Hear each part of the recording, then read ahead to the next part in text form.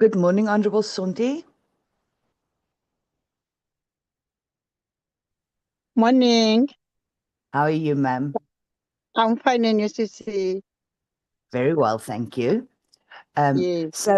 So when there is a vote, the presiding officer will call on delegates to raise their hands Okay. to vote. So if you look at the bottom of your screen, you will see the react icon. Can you see it, ma'am? Your actions, yes. Yes, and if you click on that, then you'll see raise your hand. The hands. Okay. Would you like to practice? Oh, I can see Honorable No, Jan Kilson is I was getting it thinking right. that there is a new way for raising hands. So I know this one. No, this is perfect. When I see this message, I was thinking that there is a new way to vote. No, we've just experienced that sometimes the special delegates aren't sure how to raise their hands, so I just shared the All message to right. make sure Okay. everybody Okay. is comfortable. Now I can see its reactions. There is a heart on top. So I just press Yes, and then the hands are there. and it will go up. Yes, ma'am. Yes. Like Thank you so this. much.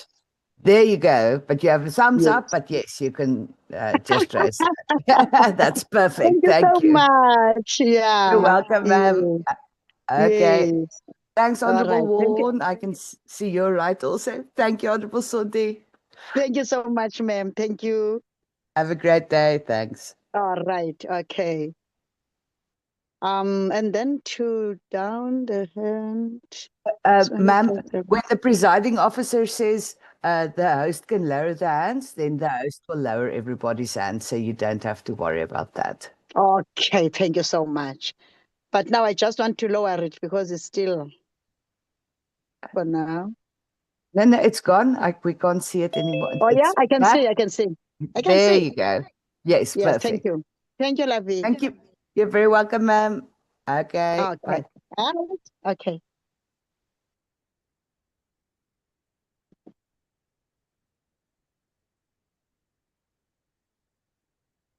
Good morning, honorable members. Good morning, colleagues. Thank you so much, Liesl, for explaining the raising of hands and testing with the honorable delegates. I just wanted to also inform that if at any point a delegate is unable to use the raise hand function on their device, they must please feel free to just verbally indicate to the chairperson that they try to vote. The raise hand function button is not working, and then indicate what their vote is. So there is space for verbal voting as well on the virtual platform. Just if the raise hand function on your device is maybe not working at that point in time. Thank you so much, honorable delegates.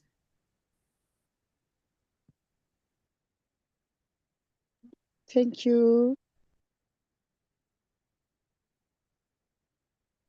I'll be still waiting. Good morning, everybody. It's good to hear your voices again. Morning. Morning, sir. Morning. Good morning. Good morning, sir.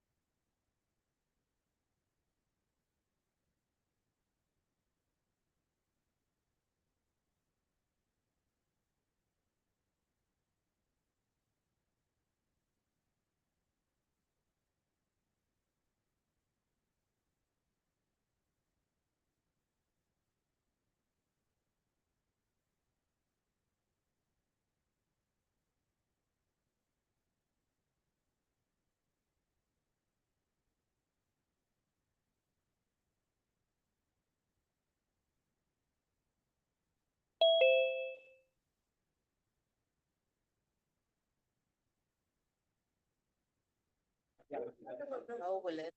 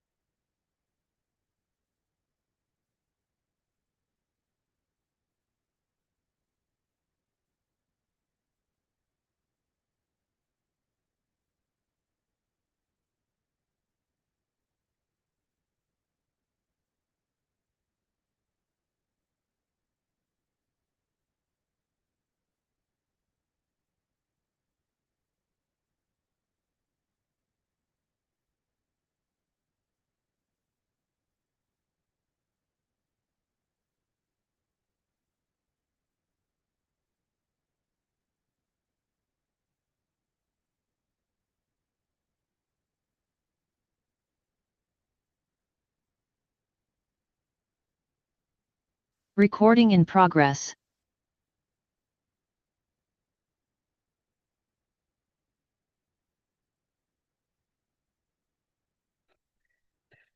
There'll now be a moment for silent prayer or meditation.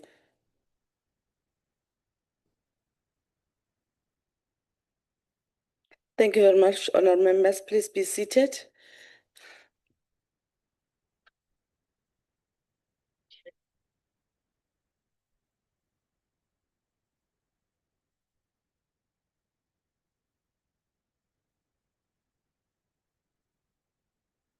Honourable members, may I take this opportunity and welcome you to the chamber today, and also welcome our special delegates to the NCOP, those who have joined in the House and those who have joined in through the virtual platform.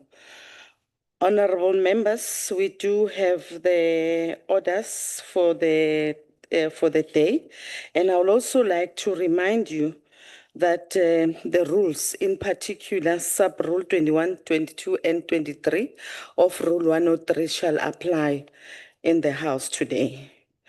I have been informed that there will be no notices of motion or motions without notice, except for the motion on the order paper. And that motion is standing in the name of the Chief Whip. I would now take this opportunity and invite the Chief Whip to read the motion on the order paper. Honorable Chief Whip. Ke go tlotlile modulasetulo wa ntlo ya bosetšhaba ya kgaolo ya diprovince. Ke dumedise le boeteledipele jwa ntlo ena le maloko a ntlo ena a tlhompegileng. Chairperson, I rise without notice that the council resolved that Rule 2181, which provides inter alia that the consideration of a bill may not commence before at least 3 working days have lapsed since the committee's report was tabled, be suspended for the purpose of consideration of the Eskom Debt Relief Amendment Bill number B4 of 2025, National Assembly, which is Section 77, and the Appropriation Bill number B16 of 2025, National Assembly Bill, which is also Section 77, be suspended. Thank you, Chairperson. I so move. Thank you very much, Honorable Chief Whip. We are now, honorable delegates, proceeding to the voting on the motion. And I shall put the question, and the question is that the motion be agreed to. Having said that, is there any party that would like to make a declaration at this point in time? None. No. Thank you very much, honorable members. Chair, There's no the indication. EFF. Honorable Siwisa. Honorable members, just to remind you, Honorable Siwisa, just before you speak, if you want to go on a declaration, I made an error. I should have invited the provinces, and I just realized that there was a tongue slippery from my side. I said members instead of provinces. So, and as such, the provinces have indicated if you were rising on that, I would not afford you that opportunity. Is that fine? Thank you very much. There's an indication that there's no province that would love to make a declaration on this one, and accordingly, we shall proceed to the voting. And I'm going to start with the province of Eastern Cape. Honorable Nonkonyana. Chairperson and honorable members, the Eastern Cape rise to support. Thank you very much. We are proceeding to Free State. MC. Free State would like to support. Thank you. Thank you very much, MC. Gauteng. Thank you, Chairperson. Gauteng supports. Thank you very much. KZN. Chairperson, on behalf of the people of KwaZulu-Natal, the province supports. Thank you very much. Limpopo. Chairperson, on behalf of Limpopo, we support. Thank you very much, MC. Mpumalanga. Thank you very much. My greetings to you, Mpumalanga support. Thank you very much. We are now proceeding to Northern Cape. Thank you, Chairperson. The Northern Cape supports. Thank you. Northwest. Good morning. Thank you, Chairperson. The Northwest supports. Thank you. Western Cape. The Western Cape will support it this time, Chair. Thank you very much. Honourable members, the voting is now closed, and accordingly, all provinces, they have unanimously voted in favour of the motion that has been passed by the Chief Whip. Thank you very much.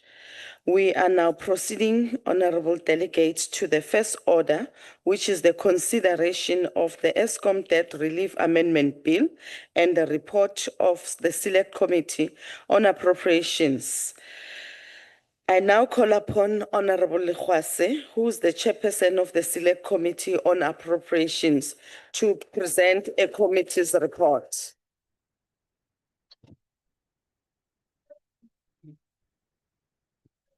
Modulasetilo wa Lekgotla la Bosetšhaba la Diporofense, maloko a kgethegileng le a leruri, bagaetsho ko lapeng, ke a le dumedisa.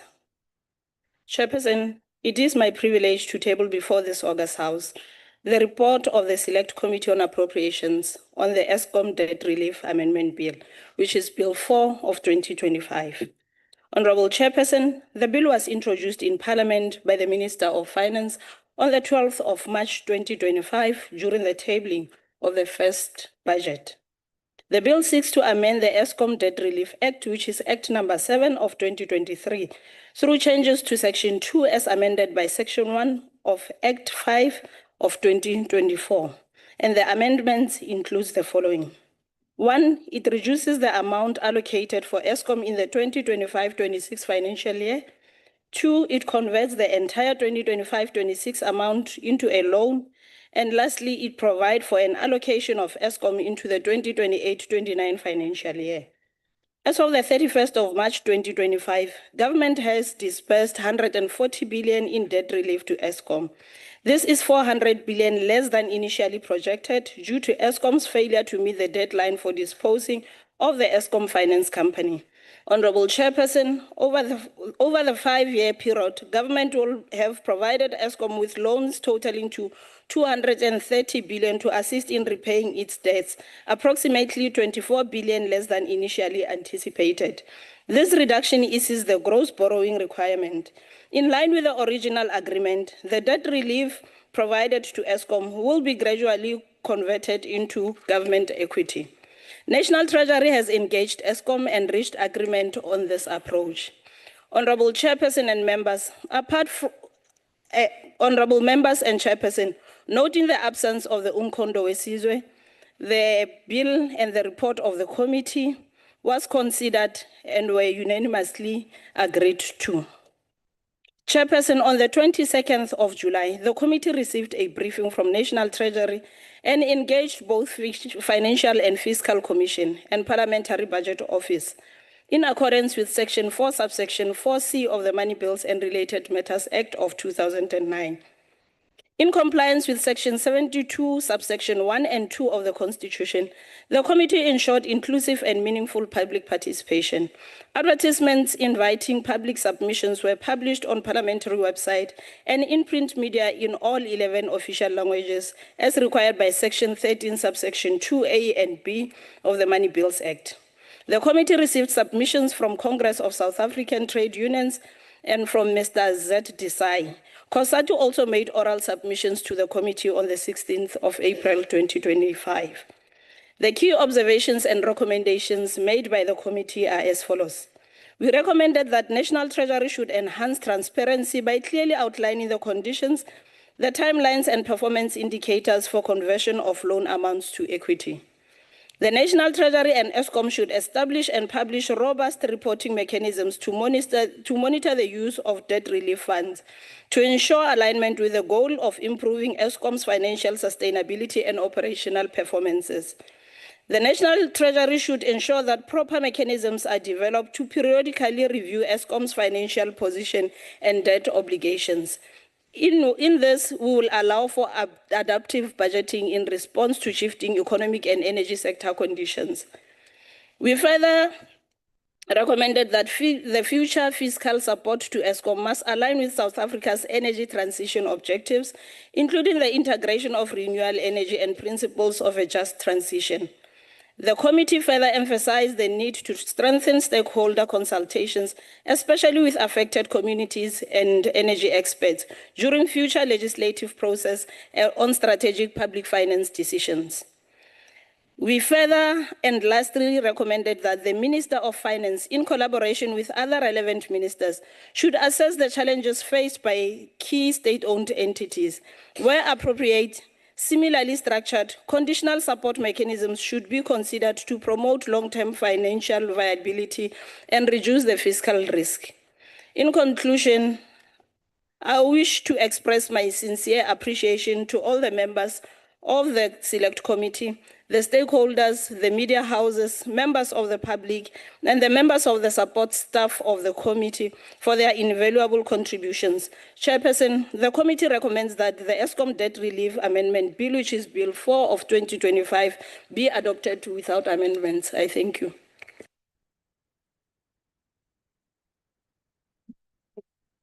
Thank you very much, Honorable Lekhwase. I now want to afford the political party an opportunity to make their declarations. Honorable Khatebe.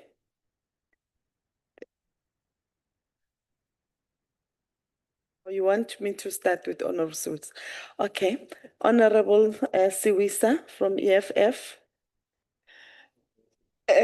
No, thank you, Chair. Greetings, Chair.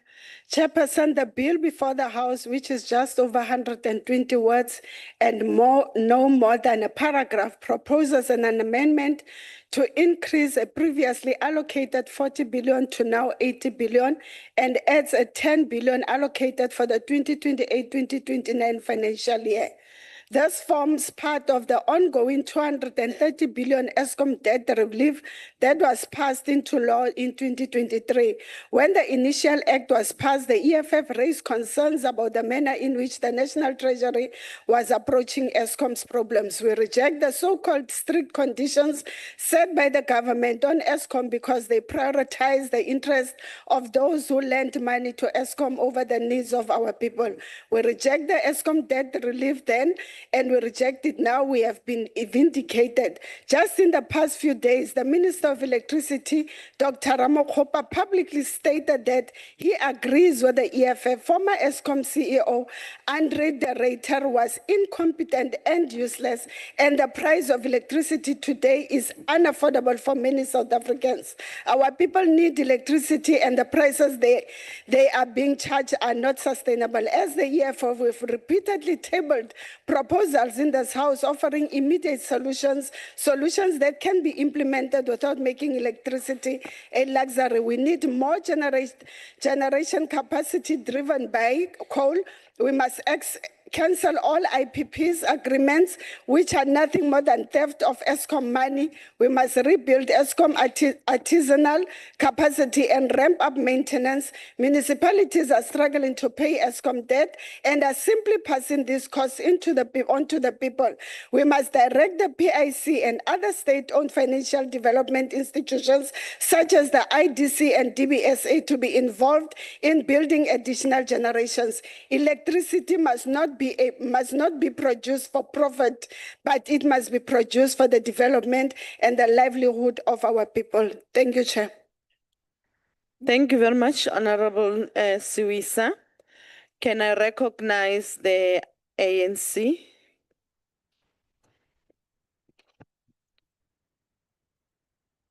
Order, honorable members, order. Thank you, Honorable Chairperson. The ANC supports the Eskom debt relief bill.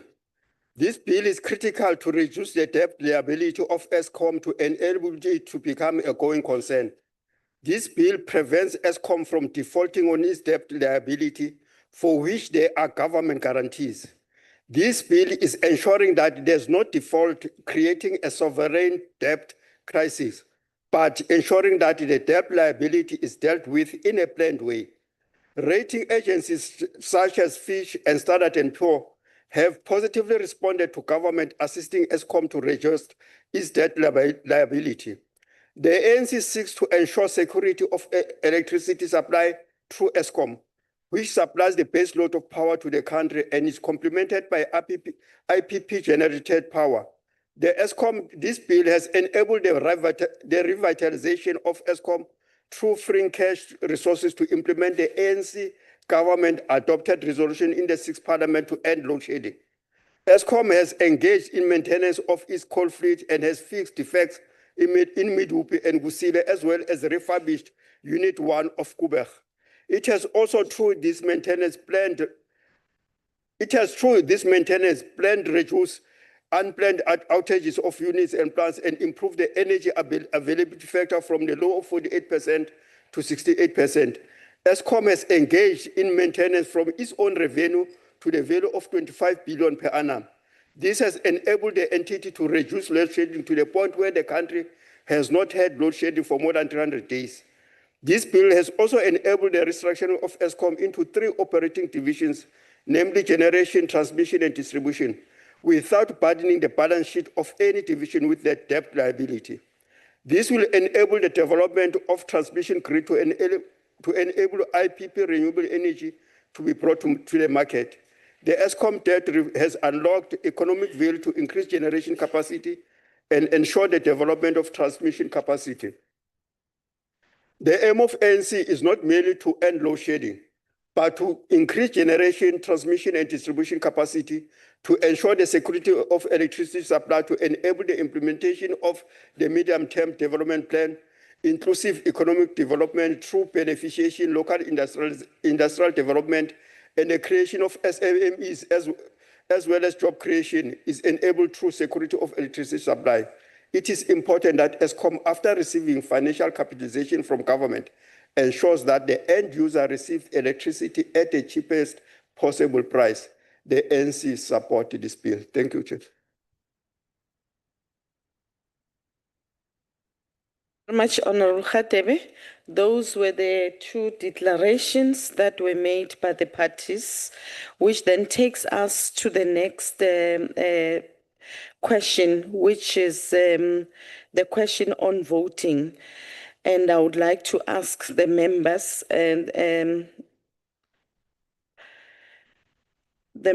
who would be voting in favor to please raise their hands and keep them raised until the counting is completed.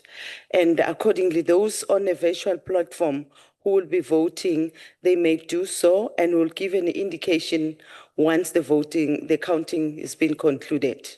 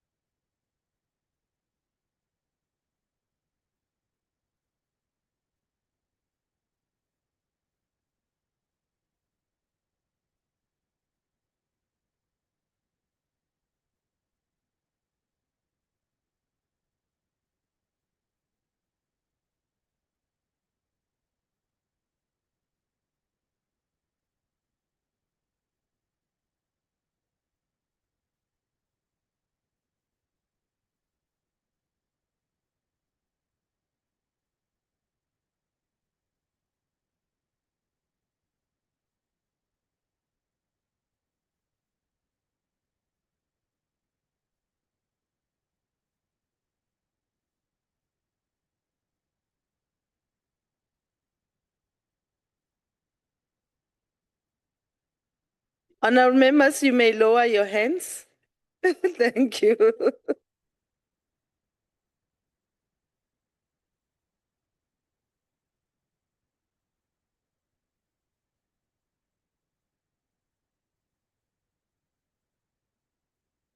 Can I invite those members who are voting against the bill?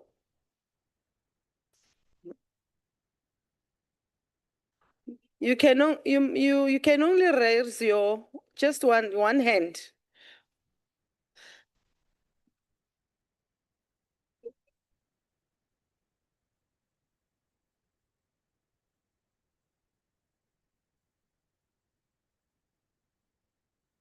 Thank you very much, members. You may lower your hands.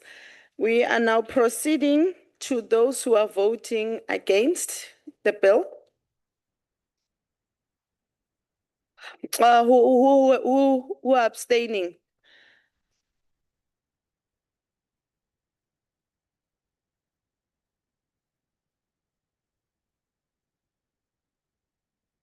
Thank you very much, honourable members. The vote is closed.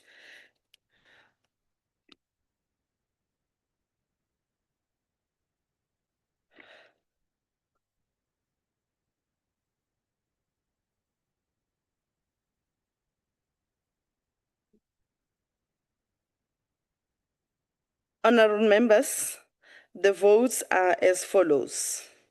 Those who voted in favour, they are 56. And those who voted against, they are 10. There wasn't any abstinence. Thank you very much.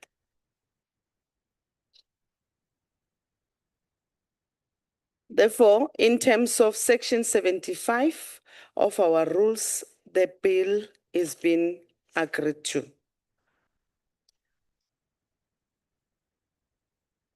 Honourable delegates, before we proceed to voting on the votes and schedules of the appropriation bill, I wish to remind you of the following.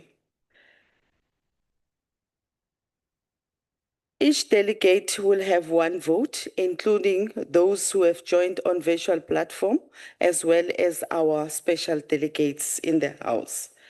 I have the schedule of votes that were submitted by various parties in the House, which contains the names of delegates who will be making their declarations of votes on behalf of their parties. Where there is no call for a division, a vote shall be carried and we shall proceed to the next vote.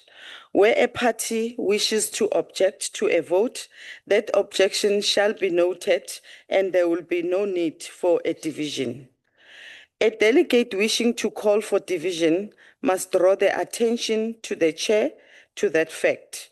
In terms of Rule 80, Sub-Rule 3, a call for a division must be supported by at least 4 delegates.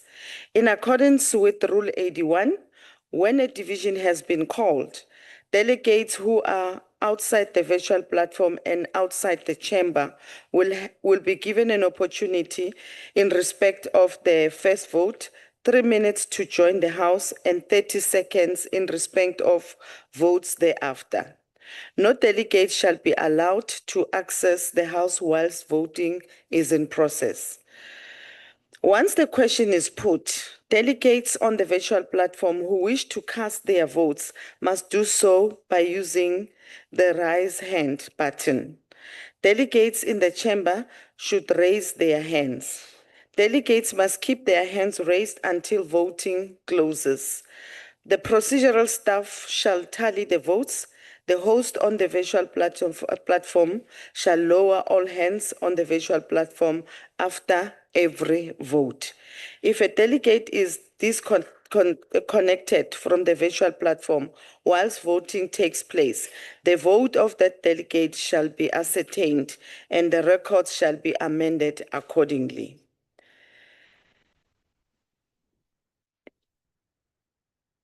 We are now proceeding to the second order, which is the consideration of votes and schedule on appropriation bill. I now put vote 1, which is the presidency. I have been informed that the following parties would like to make declarations of vote in terms of Rule 78. And accordingly, I'm affording you 3 minutes to do that. I'm going to start with Honorable Mokoena from MK Party. Thank you, Chairperson. The MK Party firmly rejects vote 1, the presidency. We cannot support a budget that clearly rewards indecision, clearly rewards corruption, and ignores the suffering of the ordinary South Africans. What Ramaphosa promised us was a new dawn, but what was delivered year in and year out is a midnight horror movie. He said things would change. He said corruption would end.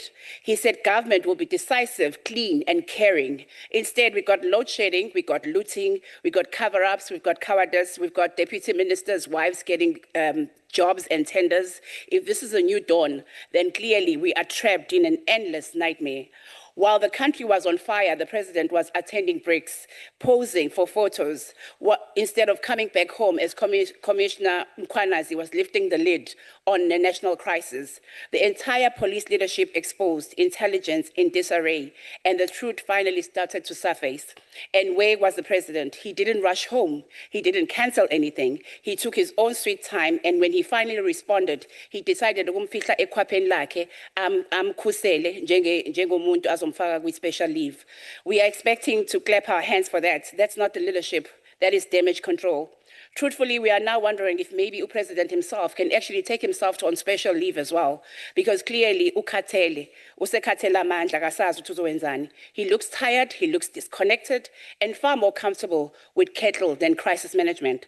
Perhaps it's time that he goes to Phala aluse inkomo zakhe zamankole. South Africa needs real leadership, not delayed reactions. It needs a president who acts, no one to hide behind committees, commissions, and camera flashes.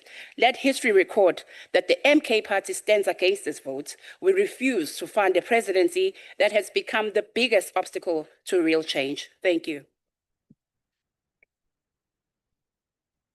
Honorable members, will now take a declaration from the ANC.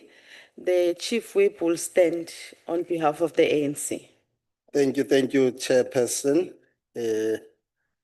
I rise on behalf of the African National Congress to, right from the beginning, declare that the ANC support budget vote number 1, the presidency, which is quite critical in terms of ensuring that the leadership is provided to cabinet to be able to discharge its constitutional responsibilities and obligation.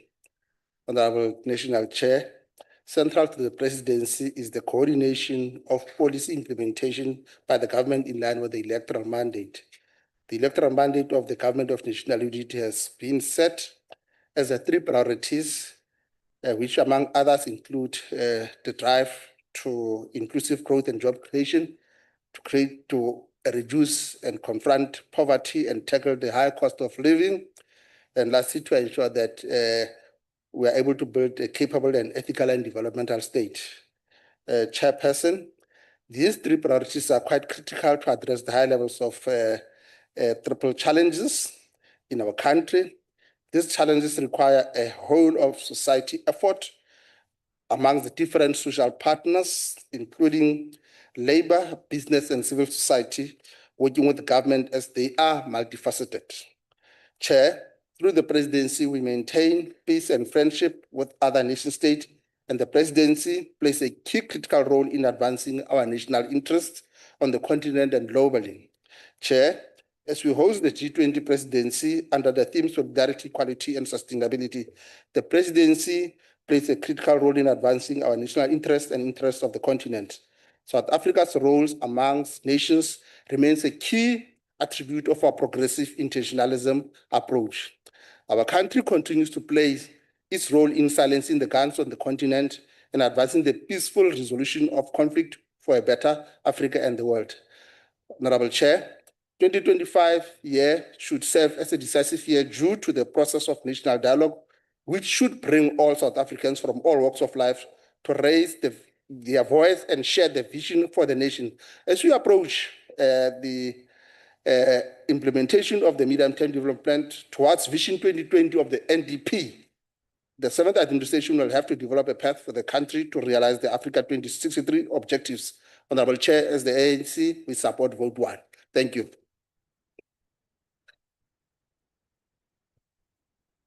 Thank you very much, Honorable Chief Whip. Honorable delegates, the vote is agreed to. And I'm informed that the EFF and the MK party, they've since tendered their objections.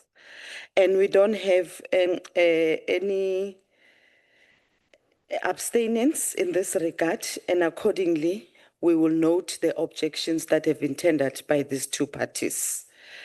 We are now proceeding to vote 2, which is Parliament. Again, honorable members, the vote has been agreed to.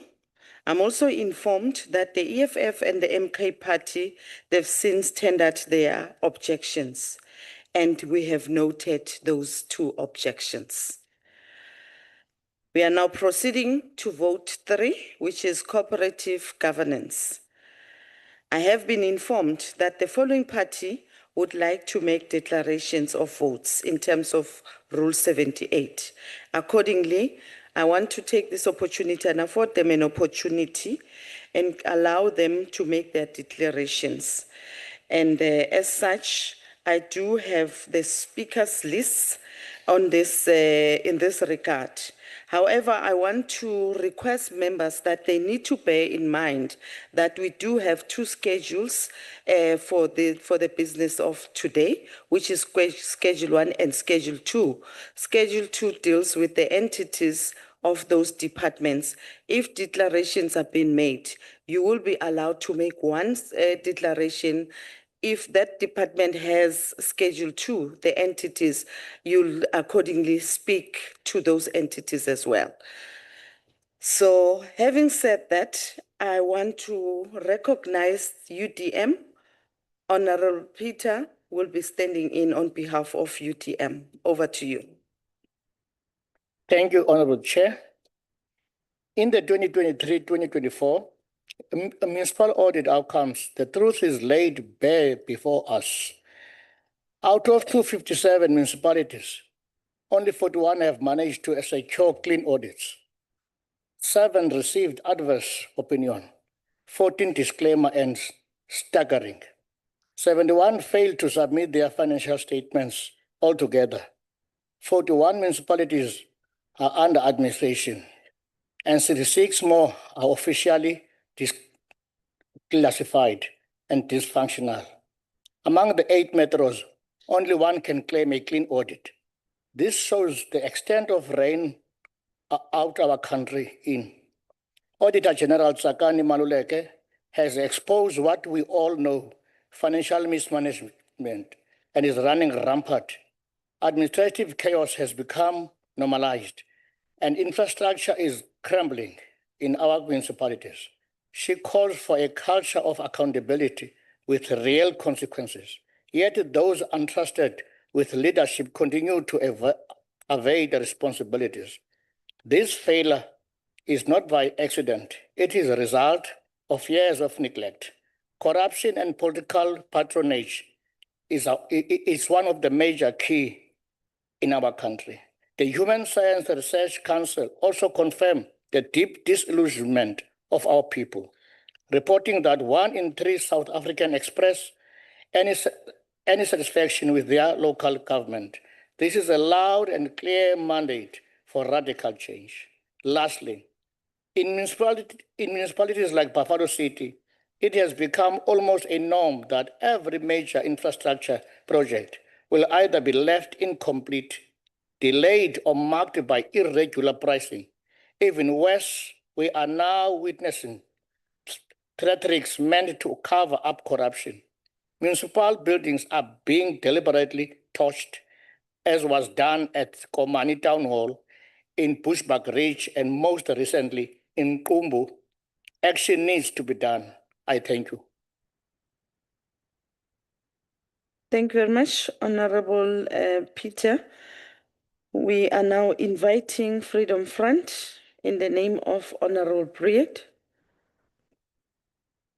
Thank you, Chairperson. In short, this department touches the lives of each and every South African on a daily basis, and sad to say, but it needs to pull up its socks.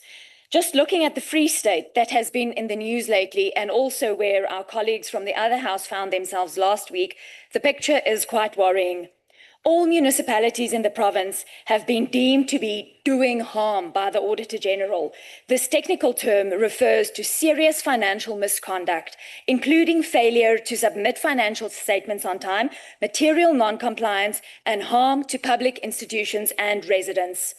On a more practical level, the recent Human Rights Commission report paints an even bleaker picture. It made adverse findings against all 18 municipalities as well as the Metro. Key issues included persistent failure to maintain infrastructure, high vacancy rates at managerial and technical levels, poor road maintenance echoed by the AG. On average, Free State municipalities spend 1.9% on infrastructure upkeep, far below National Treasury's benchmark of 9%.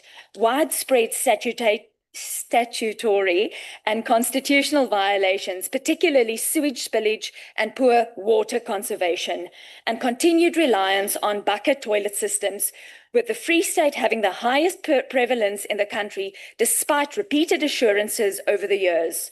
Currently, 10 municipalities are behind on third-party payments amounting to 872 million rand, money owed to Pension Fund, SARS, and even the AGSA. 3 municipalities owe Val Central over 9.5 billion rand. This excludes Mangaung, which, as I understand, already has a payment plan. And at present, 6 municipalities are under Section 139 intervention. 1 is in court about it, and at least 1 more appears to be heading that way. The Free State is unfortunately not the exception, but the rule. The department's MTAF focus areas are, amongst others, to increase access to basic services. I sincerely hope that this will be the case, that they closely monitor not only municipality, but also the provinces that have failed largely to assist municipalities, especially those under interventions. I thank you. Thank you, Honorable Briet. I'm now inviting MK Party, which is represented by Honorable Nzimande. Thanks, Honorable Chair, honorable members. Ngiyabonga nje ukuthi nginike emva kwalamadla kusha. MK Party objects to this budget vote, for it shall not improve municipal infrastructure planning, delivery operations, and maintenance and infrastructure delivery management. Furthermore, it does not address governance and capability issues confronting municipalities.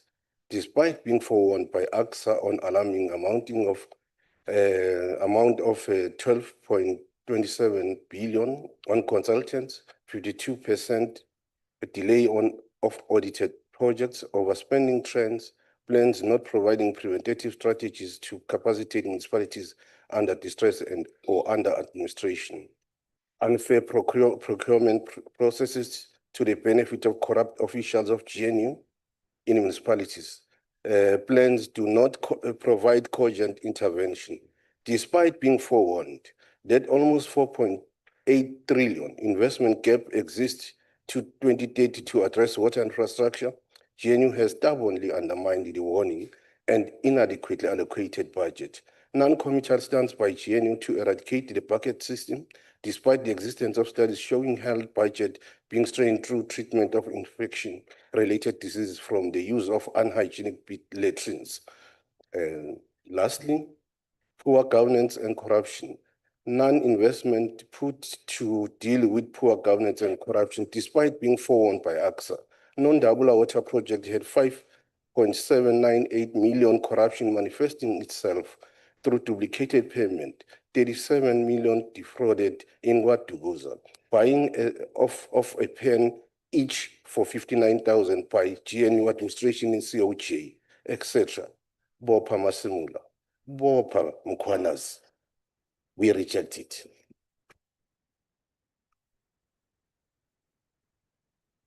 Thank you, Honorable Nzimande. I'm now inviting DA in the name of Honorable Skierkogel. Honourable Chairperson, today this budget forms the very foundation on which our communities survive. Our entire country, either collapses or begins to thrive again. Govt is not just about intergovernmental cooperation. It's about the survival of our towns, the dignity of our people, and the future of our children. If municipalities do not deliver services, South Africa fails. How do you allocate houses to our people when there's no water sanitation infrastructure to connect it? How do we attract tourists when there's no roads to drive on? How do we educate future generations when schools sit in darkness without electricity or water? How do we protect the communities when clinics are unsafe and the community policing forums are sidelined? This budget is not just a bureaucratic transfer, it's South Africa's life support.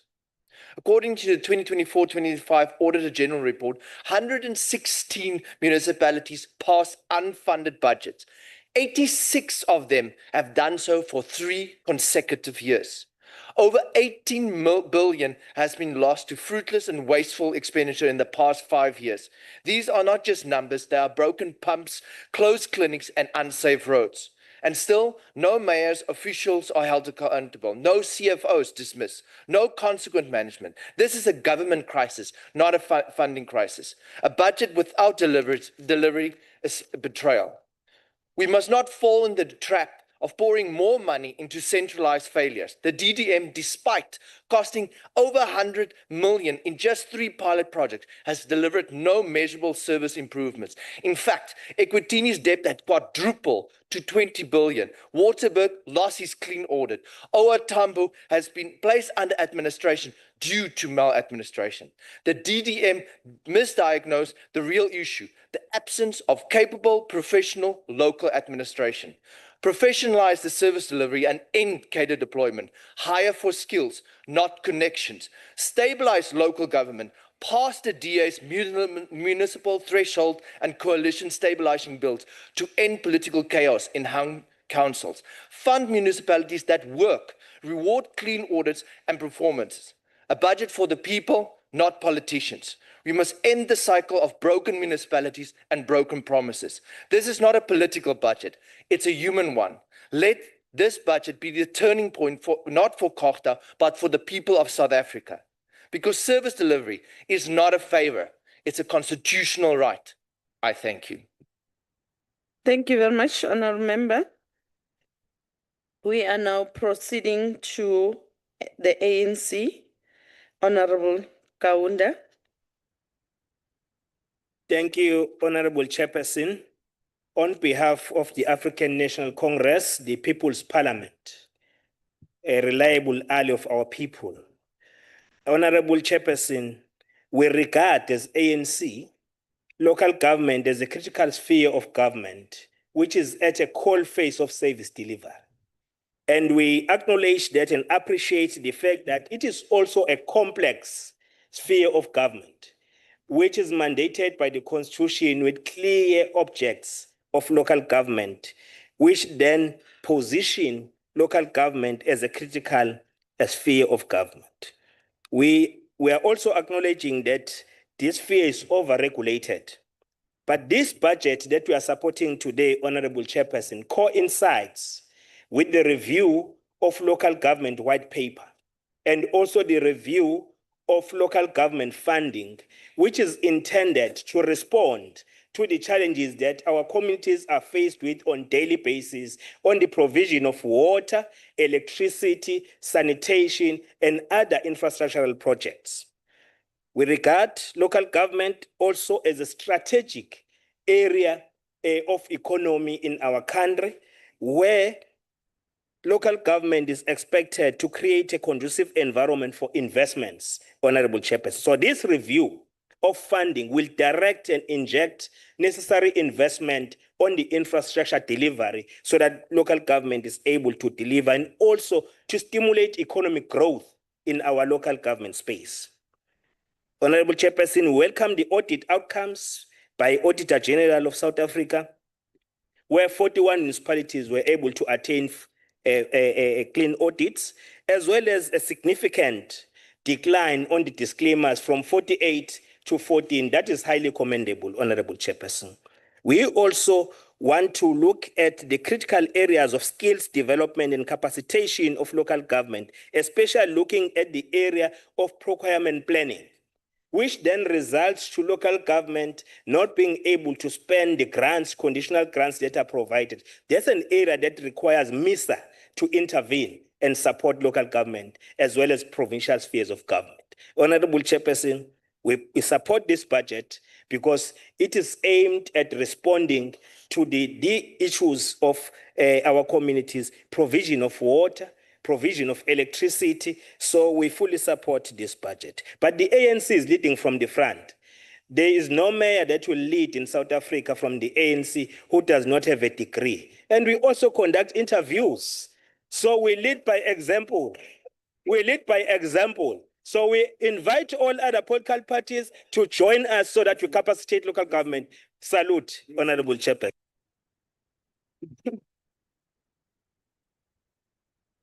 Order, honorable members, order. Order, honorable members. Thank you very much, Honorable Kaunda. Honorable delegates, the vote is agreed to.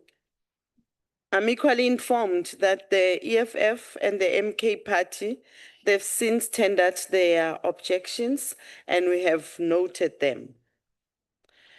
I now take this opportunity and put vote for Government, Communications and Information Systems. The vote is agreed to. Again, I am informed that the EFF and the MK party, they've since tendered their objections and we have noted them. Once again, honorable delegates, I'm proceeding to vote 5, Home Affairs. I've been informed that there are parties who would like to make a declaration in this vote. I'm accordingly been afforded a list of speakers who want to speak on these declarations. The first party that I want to acknowledge at this point in time is EFF, which shall be represented by Honorable Machoveni. The platform is yours. Thank you. Thank you very much, Honorable Speaker. Chairperson, as the economic freedom fighters, we don't support this budget vote. We stand before you today to declare that the Department of Home Affairs is in a state of crisis.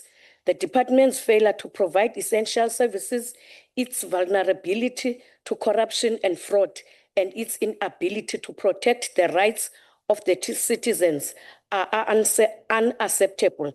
The worst scenario, Honorable Chairperson, the relocation of Department of Home Affairs offices in Buffalo City Metro from the temporal Oxford Street shelter facility to Hemingway's Mall.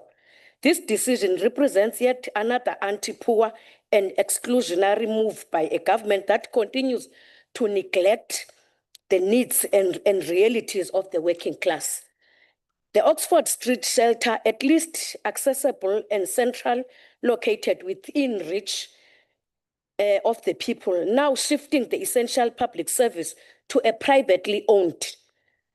The department is responsible for providing critical services to citizens, including identity documents, passport, and birth certificates. However, the department's performance has been marred by insufficiencies, corruption, and a lack of accountability. And we have in the past witnessed countless cases of citizens waiting years to receive their identity documents only to be met with excuses and delays. We have also seen the devastating impact of identity fraud and corruption on the lives of ordinary South Africans.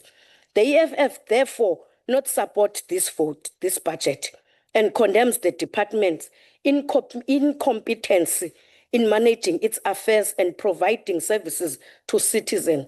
Number 2, failure to protect the rights of citizens, particularly the most vulnerable. We demand that the department takes immediate action to improve service delivery and ensure that citizens can access essential services without undue delays or hardships. The chairperson, the problem faced by Home Affairs are not impossible to overcome. They just need leadership. And until all these are done, we reject this budget vote. I thank you.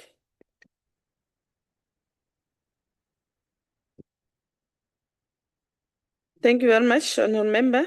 We are now inviting DA in the name of Honourable Billy. Chairperson, let me start by not condemning, but commending the Department of Home Affairs for its bold and forward-looking plans reflected in the 2025-2026 Annual Performance Plan and the revised Strategic Plan 2013. We are witnessing a department that is no longer content with doing things the old way, the offline way. Instead, we are seeing a department vigorously embracing technology, innovation, and citizen convenience at the core drivers of service delivery. The expansion of Home Affairs at Home, the digital e-visa platform, and the continued rollout of smart IDs cards demonstrate a clear shift towards a more responsive, secure, and modern government. We especially welcome the digitization of over 350 million civic records, a monumental task that will unlock speed, efficiency, and accuracy for every citizen trying to access their rights and identity. Under the leadership of Minister Schreiber, this department is also strengthening national security and through the Border Management Authority's use of biometric systems and even drone surveillance along our borders. These are not just plans. For the first time ever, there are solutions already being implemented to protect our sovereignty and integrity. Chairperson, these advancements send a clear message. The Department of Home Affairs is not only catching up with the fourth industrial revolution, but also preparing to lead it. This House must support this momentum, ensure the necessary budget is effectively used, and work to remove institutional constraints like the outdated dependence on CETA that hinder the pace of digitization in the departments. Today, we commend the department for its vision, its commitment to modernization, and its pursuit of home affairs that serves every South African with dignity and speed. I thank you.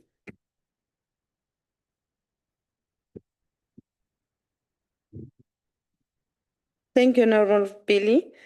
We are now proceeding to the African National Congress, which is represented by Nkosi Nonkonyan.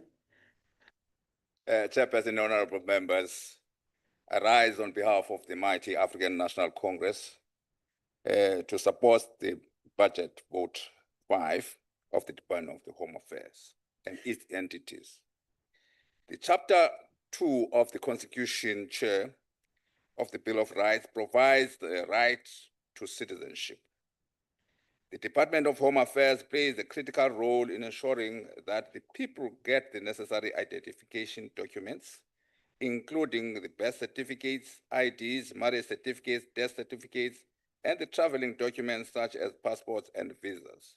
This budget vote makes provision for the rollout of Home Affairs services to the people in far-flung areas such as Sifononondile in Ala, Moletsi, Nongoma, and other areas throughout the Republic of South Africa in mobile trucks.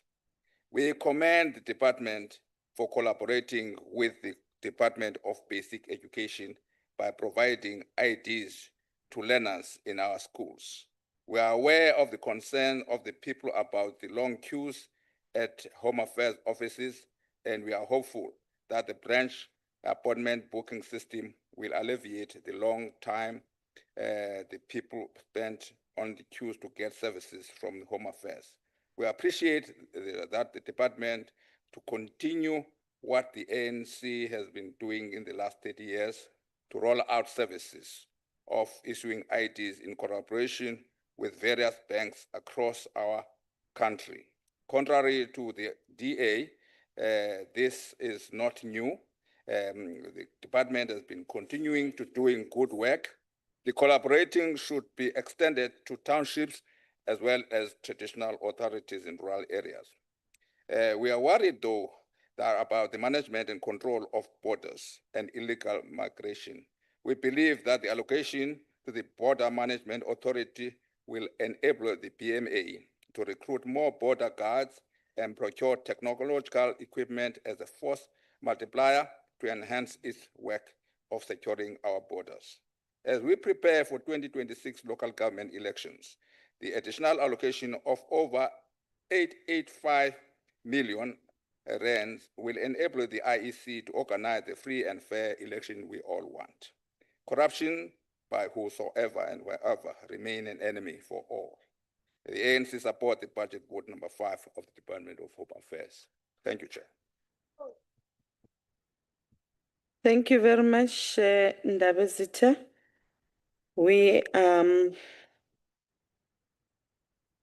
want to indicate, honorable members, that there's 2 parties that have since tendered their objections, which is EFF and MK Party. However, the rest of the parties have agreed to this vote, and accordingly, those objections are noted. I put vote 6, international relations and cooperation. The vote is agreed to.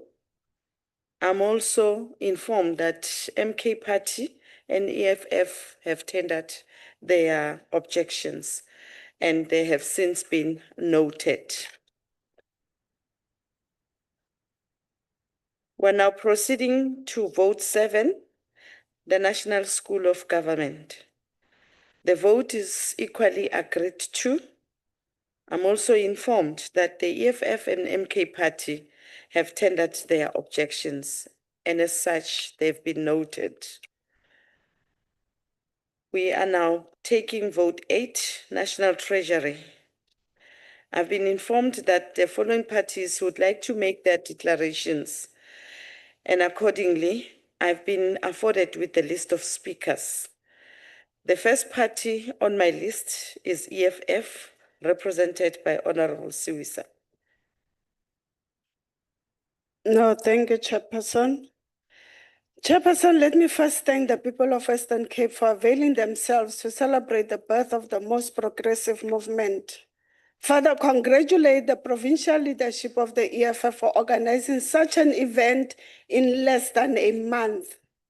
Chairperson, the role and the mandate of the National Treasury is to ensure a sound financial management across all spheres.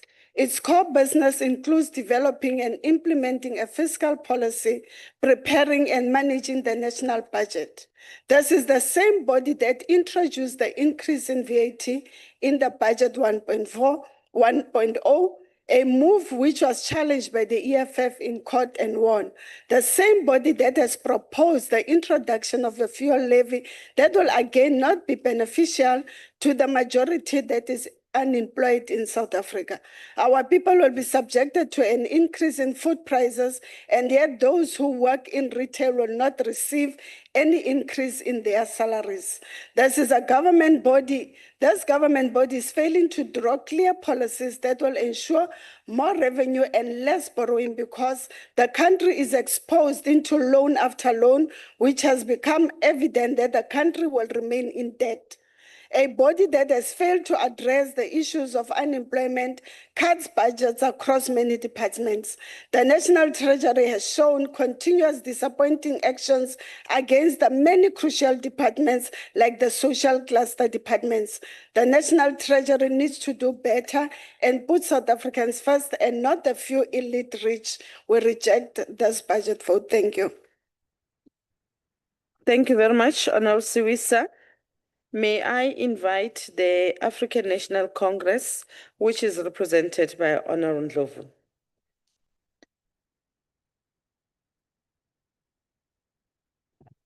Thanks, Honorable Chairperson. The ANC support the budget vote of the National Treasury to continue playing its constitutional mandate role of coordinating the implementation of a macroeconomic policy and strengthen our public financial management system. The National Treasury is also mandated to regulate the financial sector in the interest of all South Africans. We urge the department to strengthen accountability of appropriated funds to ensure they contribute to tackling inequality, poverty, and unemployment. South Africa, like other African states and emerging economies, is confronted with the problem of a high cost of capacity impacting our financial position. Through its constitutional mandate, the National Treasury has to resolve our financial sustainability risk and also support the development of mechanisms that enable optimal private sector support for investment in the South African economy and to close the financial gap for infrastructure development and maintenance. Honourable Chair, this budget vote supports the entities that are within the National Treasury, which largely participate in the financial sector and to support governance. The transformation of the financial sector remains a bulwark of the inequality and poverty we experience. And the National Treasury ought to heighten its strategy and approach to ensure financial inclusion that enables distributive economic growth. This is a critical imperative to truly create a better life for all and a just and equitable society. The priority of government to develop an ethical and capable development state is fundamental for the realization of the Bill of Rights and the vision auspices in the Freedom Charter and Constitution. This budget vote, Honourable Chair, support National Treasury to also focus on improving financial management in the public service and ensure all public institutions are a going concern. The various legislative reviews, including the white paper on local government review, will contribute to build a capable state. The ANC support the vote to enable the National Treasury to support a path of distribution, growth, and justice. Thank you very much. Thank you very much, Honorable Ndlovu. Honorable Delegate, this vote has been agreed to. However, there's two parties that have since objected to this vote, which is the EFF and the MK party, and those objections were noted. I put vote 9, planning, monitoring, and evaluation. Again, honorable members, this vote has been agreed to. With an exception of the EFF and the MK party, they've tendered their objections, and those objections are noted. I want to put vote 10, which is electricity and energy. This vote, once again, it has been agreed to. It's like a trend now. EFF and MK party, they've tendered their objections and they are noted.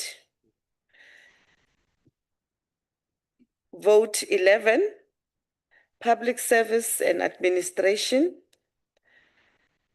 The vote has been agreed to with an exception of EFF and MK party. We have noted their objections. Vote 12, Public Service Commission. Once again, this vote has been agreed to. We are also informed that EFF and MK party tendered their objection, and that objection is noted. We are proceeding to Public Works and Infrastructure, vote 13. I've been informed that there are parties who would like to make the declaration on this vote. I do have the speakers list in front of me. The first speaker on my list is the MK party, represented by Honorable Nzimande. Ngiyabonga Sihlahla. MK party objects to this budget vote, for it will not address poverty alleviation, meaningful inclusive growth, and job creation, and for shall it make an impactful inroads in restructuring and spatial planning.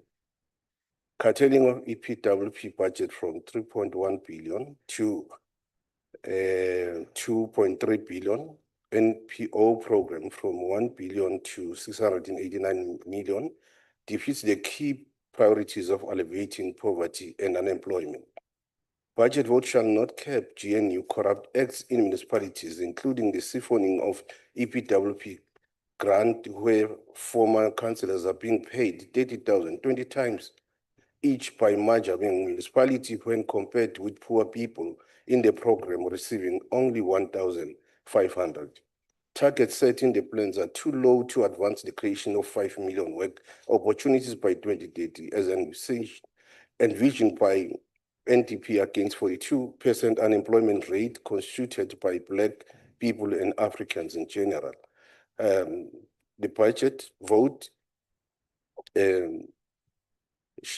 cut shall worsen the situation on poverty management program and reduction of budget of property and construction industry policy and research program from a previous 5 billion to a current 4.5 billion shall affect the department ability to deliver on its mandate. Budget vote is failing to evince the desire to address the imbalances of the past or social ills as the result of apartheid spatial planning. Instead, it reinforces skewed planning with adverse impact on the NDP and sustainable development goals and objectives. We object to this budget vote dating. Amandla.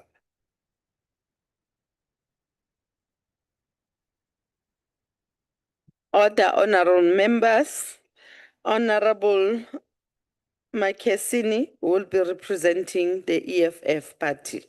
Thank you, Chairperson. The Economic Freedom Fighters reject the budget vote of Public Works and Infrastructure. We once again stand to remind the Minister of this department that this department does not exist merely to manage the building and roads, but to serve the urgent revolutionary task of dismantling the apartheid special planning, rebuilding this country and emerge the dignity, justice, and economic inclusion. The mandate of this department is therefore demand that the land and infrastructure of this country benefit the majority, not the small elite, no multinational property syndicate, no corrupt entrepreneurs. This department is the custodian of the property in South Africa, yet it has not done so much to dismantle the apartheid special planning. It continued to neglect the rural areas, informal settlement, and township. This department is known only on the delaying and abandoning of the project in school, clinic, and hospital. With the government building left deteriorated, there is no maintenance. We also need to, the department must also have an effort to alleviate the student accommodation crisis in the country across all provinces.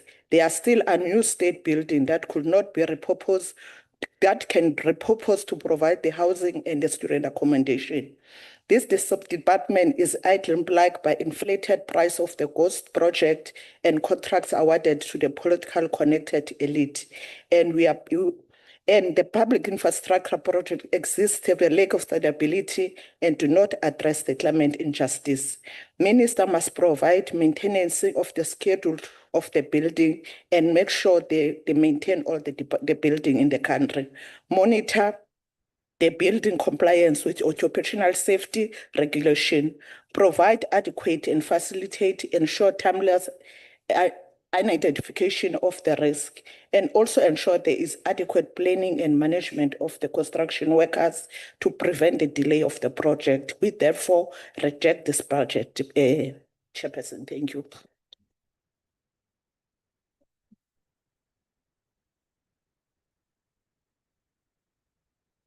Thank you very much, Honorable Makesini.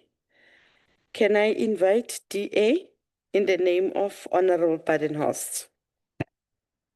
Honorable Chairperson, I rise not only on behalf of the Democratic Alliance, but as a proud South African witnessing a department under capable leadership that is no longer managing structural decline, but one that is engineering recovery. Under Minister Dean McPherson, Public Works is no longer the forgotten department of potholes, paper trails, and spent budgets with little to nothing to show for it. It is now the launchpad for economic growth, job creation, and ethical governance. This 7.6 billion rand budget is not just an allocation, it's an articulation of political will. Over 6 billion rand in savings from private leases are being redirected to refurbish state infrastructure. A 20-year overdue Overhaul of the Government Immovable Asset Management Act is finally underway. Over 250 infrastructure projects worth 268 billion rand are already captured in the construction book. But it's the expanded public works program that reflects the soul of this shift. Gone are the days of meaningless rakes and T-shirts. Today, the EPWP is becoming a skills-based employment pipeline. In 2025-26 alone, over 1 million work opportunities will be created. 23,000 participants will receive accredited training. Digital tools will issue real-time certificates and CVs. Internships and placements, 3,000 of them are being funded. And for the first time, bursary recipients must return their investment by serving the country for 2 years. And yet, fellow South Africans, take note, the EFF and MK stand up to reject this budget. Honourable members, what exactly are they voting against here? Are they voting against jobs for unemployed South Africans? Are they voting against shelters for women and children in crises? Honourable members, order. Bursaries order, honourable members. Who just need a chance. Are they voting against being taken against corruption? They don't oppose this budget because it's bad, honourable members. They oppose it because they can't take credit for the progress that it's making. They oppose the principled leadership that is turning this department into a beacon of what is possible when ethics meet efficiency, because they are strangers to principled leadership themselves. Brick by brick, job by job, South Africa is being turned into a construction site of hope. Honourable Chair, our backing of the Democratic Alliance for this budget is cast in concrete. We support and I thank you.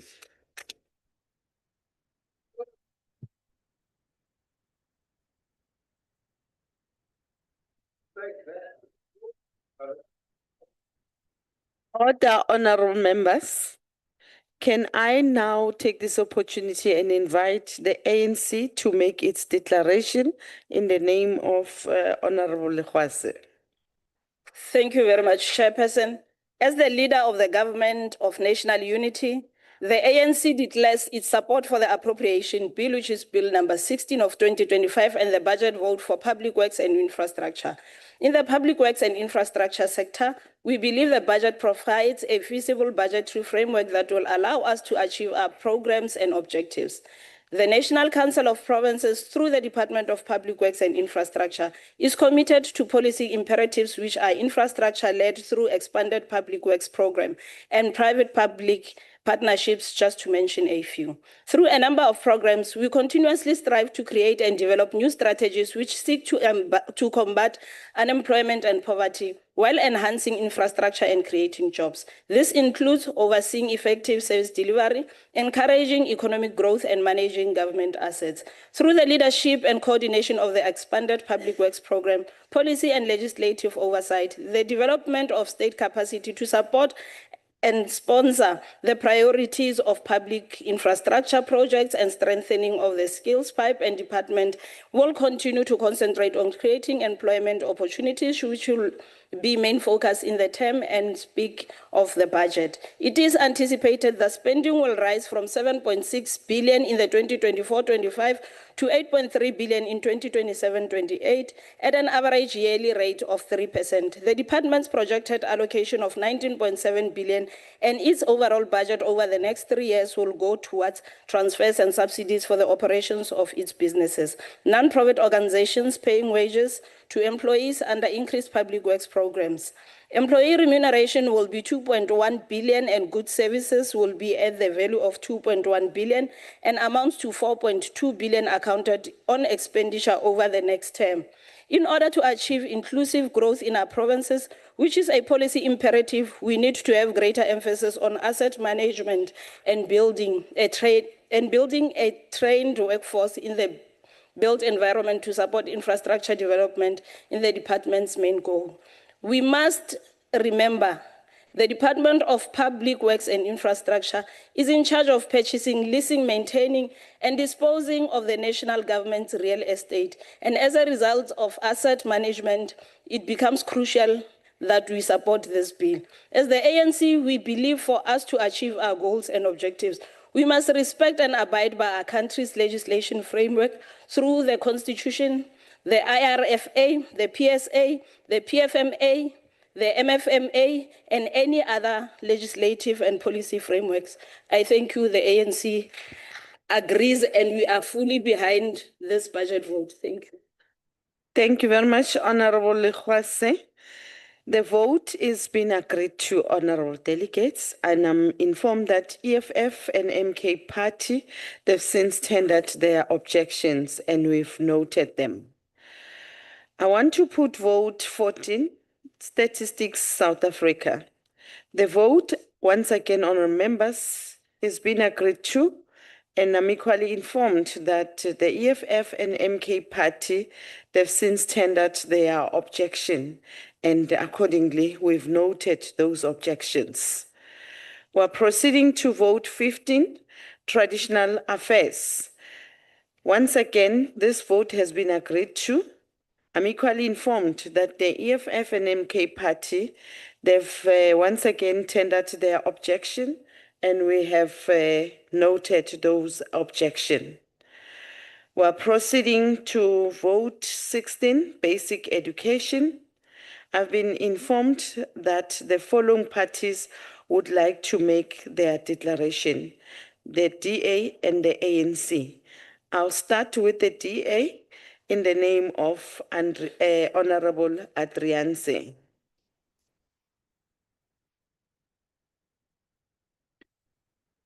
Thank you, Honourable Chairperson. Education must empower every child to think critically, question boldly, and innovate courageously. We welcome the progress made under Minister Gwarube's leadership. Currently, 97% of the pit toilets flagged have been eliminated. That's not just numbers, it is restored dignity and saved lives. We also support the renewed focus on foundational literacy and numeracy. No child can thrive in the digital world without mastering the basics. While preparing for the fourth industrial revolution, we must not outsource critical thinking to machines. Our learners must be equipped to reason, create, and lead. But this is not all. The bullying crisis is claiming young lives. Schools must be safe havens, not battlegrounds of fear. We therefore welcome the Safe Schools Implementation Protocol. Let us uphold our duty to every child and leave no child behind. The budget might not be perfect or enough, but it reflects progress, commitment, and a moral obligation to do better. The DA supports this budget vote because of the real change and progress we see, and because all our children deserve nothing less. I thank you.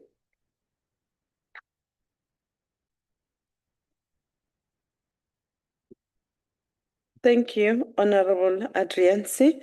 We are now proceeding to the ANC being represented by Honorable Feni. Thank you, Honorable Chairperson. Good morning, Honorable Chairperson. The African National Congress rises in support of the Appropriation Bill as it relates to basic education. Education remains a cornerstone of our democratic society and powerful tool for social and economic transformation. The allocation to basic education reflects our continued commitment to the aspiration of the Freedom Charter, which called for the doors of learning and culture to be open to all. It is through this investment that we aim to advance equity, improve quality, and ensure that no child is left behind in our pursuit of better life for all. We acknowledge the persistent challenges within our basic education sector.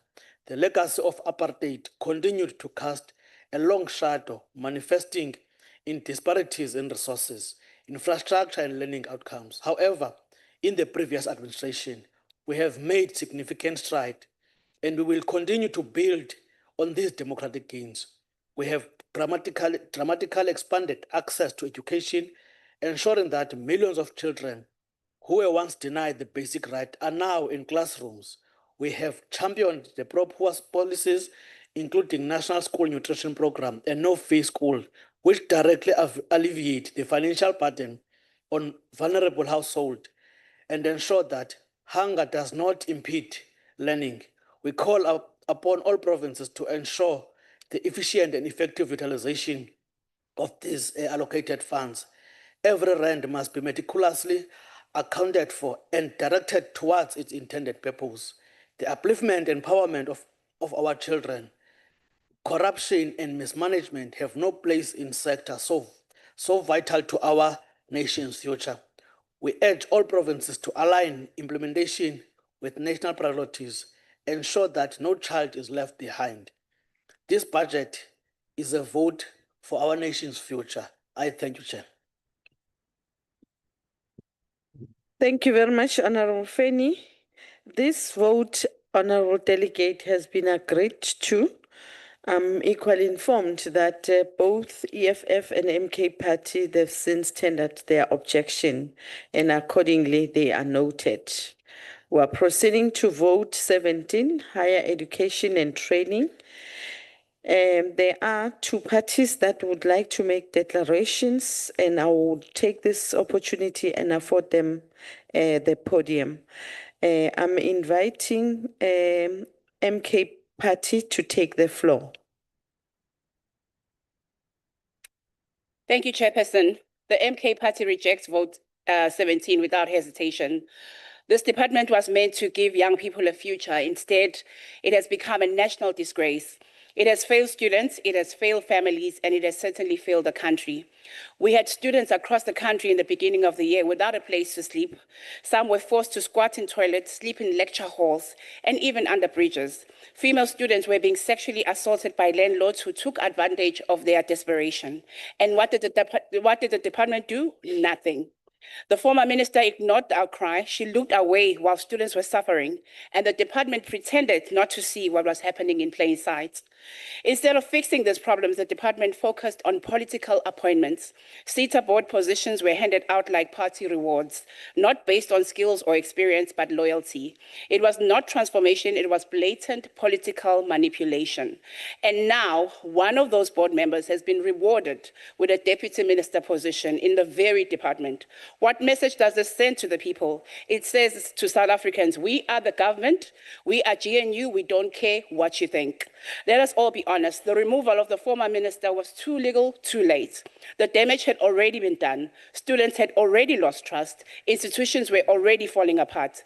This department should be a place of dignity and delivery. Instead, it has become a place of spin, arrogance, and cover-ups. Chairperson, this budget funds a structure that protects insiders and ignores the most vulnerable. It funds a department that speaks about access and equality, but delivers pain and exclusion. The MK Party would not support that. We do not vote to keep failure alive. Until this department is led by people who are competent, who are compassionate, who are honest, we say no, not 1 more cent. Thank you. Thank you, Honorable Mokoena. I'm now inviting ANC to take the podium in the name of Honorable Mokweli. No, thanks very much, Chair. The mighty African National Congress support the budget vote 17 as the strategic investment in transforming higher education and skill development. This budget is more than just an allocation of resources. It is a statement of intent reinforcing the ANC-led government commitment to expanding access to quality post-school education and training, especially for the poor and working class youth of our country. The higher education sector remains central to addressing the triple challenges of poverty, unemployment, and inequality. Young people across our provinces continue to face systematic challenges, including lack of funding and accommodation, as well as insufficient academic and psychosocial support. This budget seeks to respond decisively to these issues by ensuring that institutions are better resourced and that student needs are prioritized. We welcome the continued rollout of skill development programs in township communities with strong focus of youth, women, and people with disability. These programs are aligned with the specific economic priorities of local districts, enabling meaningful participation in the economy and driving inclusive growth. We also commend the use of unused state-owned building for student accommodation, a progressive initiative that has already been adopted by KwaZulu-Natal and Free State provinces. Limpopo and Eastern Cape and other provinces must follow suit to alleviate the accommodation crisis faced by many students. This budget also supports infrastructure expansion, digital access, and improved institutional governance, of all which are critical to building a capable and ethical post-school education system. As the African National Congress, we reaffirm our belief that education is a powerful tool for liberation and transformation. Through Budget Vote 17, Chair, we continue our commitment to building a better future, one where no student is left behind, and where the doors of learning and culture truly remain open to all, as the Freedom Charter alluded. I thank you, Chairperson. Thank you very much, Honorable Mokweli. Honorable delegates, this vote has been agreed to, with an exception, of course, of EFF and MK Party. We have noted those objections. I put vote 18, health.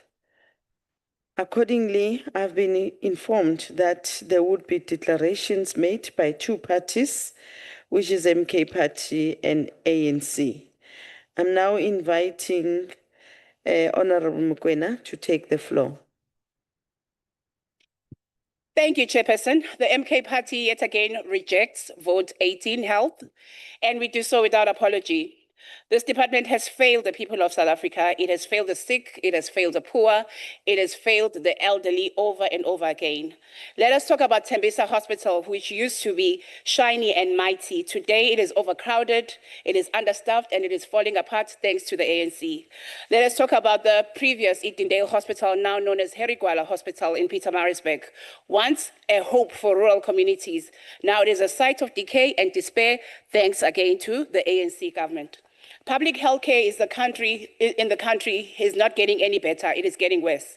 And this government has no plan to fix it. Every year we hear about the dream of the national health insurance, but let's be honest, the NHI is still just a dream. The clinics are not ready, the systems are not working, corruption is everywhere. You cannot build NHI on a foundation that is already falling apart. And while the ordinary South Africans are forced to wait in long queues for hours, the Minister of Health still uses private doctors, still has a medical aid, and still skips the system that he wants the rest of the country to rely on. The day the minister cancels his medical aid and uses a public clinic is the day that we'll see and will believe that he trusts the system that he is promoting. The day the members of this House, members of cabinet, go to Tembisa, go to Herigwala, go to Doranginza for treatment is the day we will know this government is serious about public health. Till then, it is all lies. And let us not forget the corruption. During COVID, our nurses were running on thin for PPE. Hospitals ran out of oxygen, ambulances had no fuel, but politically connected companies made millions, and not a single one of those has been incriminated today.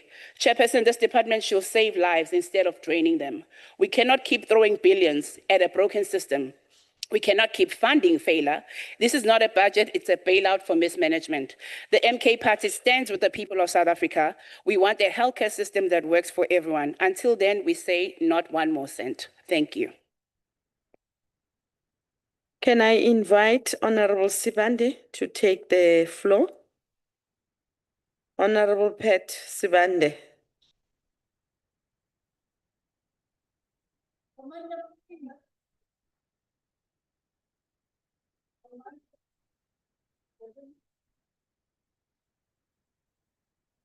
Okay. My apology. I didn't see the note that he has sent me that he is withdrawing.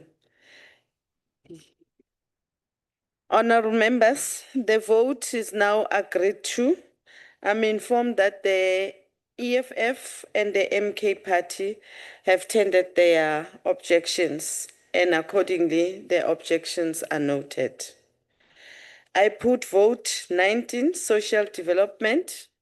I've been informed that the following parties would like to make a declaration of vote. A Freedom Front Plus, as well as ANC. I'm now inviting Honorable Priet to take the floor. Thank you, Chairperson. This department and its entities have been marred by scandals for more than a decade. It was estimated that between 2012 and 2013 financial year to 21-22 financial years, SASSA lost more than R500 million due to 1,174 people unduly benefiting from receiving social grants through fraud and/or corruption. Between September 23 and January 2024, 13 officials charged with corruption in the Gauteng Department of Social Development returned to work on full pay. Not a single one faced disciplinary hearings, despite several children's homes, including Johannesburg's biggest food bank, having to close its doors.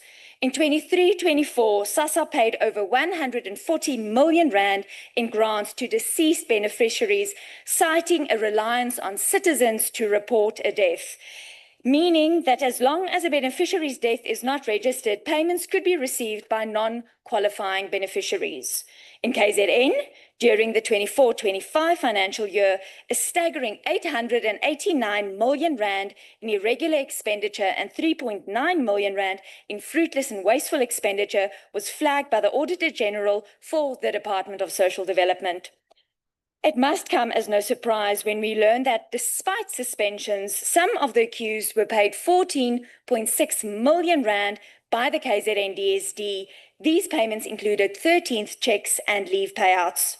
Other officials also in the KZN region were reinstated in their positions after being accused of multiple cases of misconduct relating to PPE procurement. In May of this year, a whopping R1.3 billion in irregular expenditure was recorded in Gauteng's Department of Social Development. Then there is the gold to black card switch. The original deadline suggested for the project was set for 28 February of this year. It was extended not once, not twice, but 4 times due to insufficient administration and a plethora of communication breakdowns. And today we are dealing with grant reviews, but beneficiaries are not being informed. Grants are simply suspended. Officers that have to update details are indefinitely updating their data capturing systems, and the nearest other SASSA office is more than 60 kilometers away. Although the VF Plus supports this budget means nothing if there is not adequate consequence management, responsive leadership, and boots on the ground action. I thank you. Thank you very much, Honorable Priet. Can I invite ANC in the name of Honorable Finis to take the floor? Thank you, Honorable Chairperson. The ANC stands today to declare full support for the 2025-26 appropriation budget for vote 19 of the Social Development. The allocation totaling 294 billion for the coming year is a decisive step in ensuring the continued social protection and empowerment of South Africa's most vulnerable citizens. The Department of Social Development remains the front line in the national commitment to eradicating poverty and reducing inequality. Through this budget, 45% of South Africans, more than 18 million people, will continue to access vital social grants and support services. These include the old age grant, the child support grant, disability and foster care grants, as well as the temporary social relief assistance. The increases approved for core grants will soften the blow of the rising cost of living on millions of households. Supporting this vote is fundamental for consolidating social stability, advancing human dignity, and fostering social cohesion. Grants give primary income support to children, the elderly, people with disabilities, and others who would otherwise be destitute. Furthermore, this allocation supports essential programs addressing gender-based violence, substance abuse, services for the elderly, and those living with HIV/AIDS, and innovative community development initiatives. Our backing for this budget also backs much needed reforms to enhance efficiency, reduce fraud, and ensure sustainability. Funds are earmarked to strengthen biometric and income verification, fight social grants fraud, and digitize appeals processes. The investment in non-profit organizations, recognition, and community development fosters grassroots partnerships and empowerment, giving rise to sustainable livelihoods beyond dependency on grants. It is crucial to note that while fiscal pressures persist, this budget continues to prioritize and protect those most at risk, defending the integrity and sustainability of our welfare system.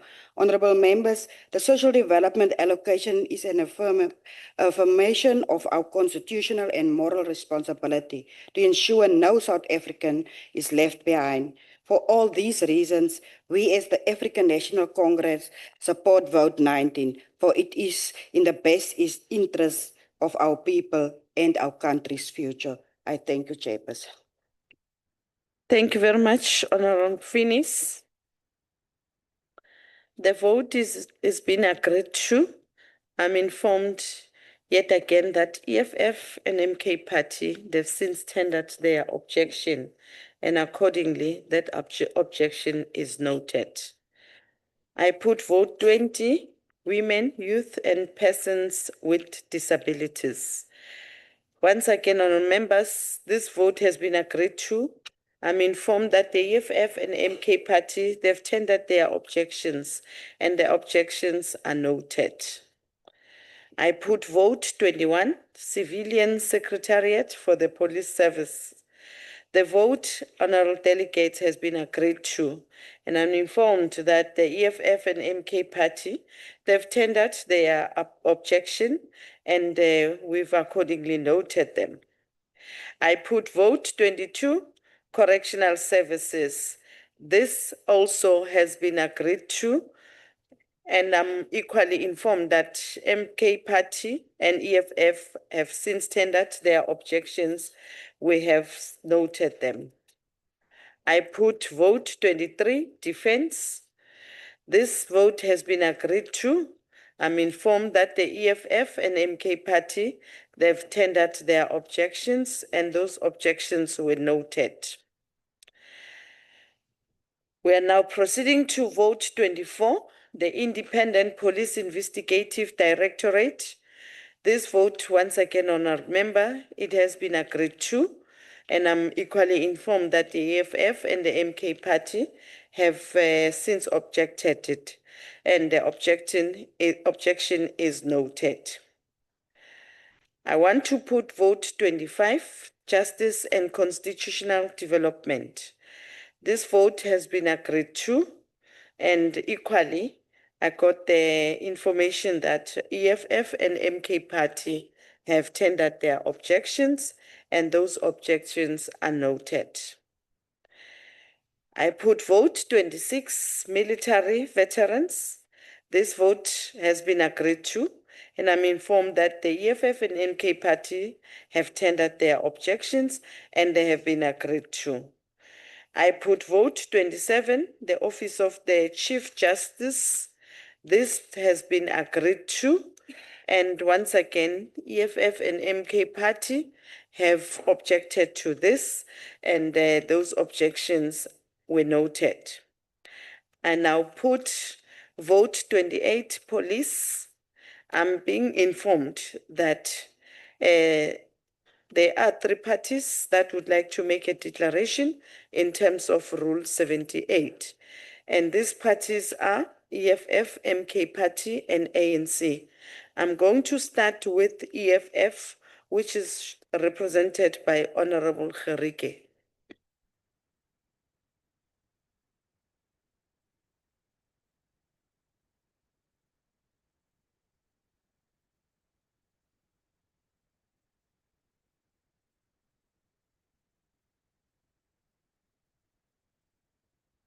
Yeah, I apologize, Chair Lady. Chairperson, the EFF would like to use this platform to once again reiterate its call for a complete overhaul of the South African Police Service.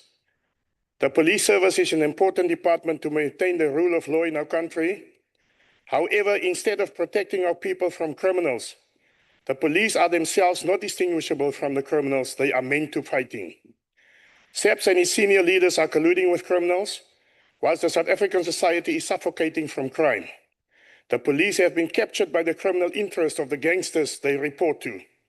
In Khayelitsha, Langa, Philippi, Mitchells Plain, and Guguletu, communities are many times left in the hands of brutal thugs and gangs and have no recourse whatsoever to protect themselves. In Soweto and El Dorado Park, our people are subjected to vigilante groups that sow havoc at clinics and hospitals when foreigners want basic health care for their children.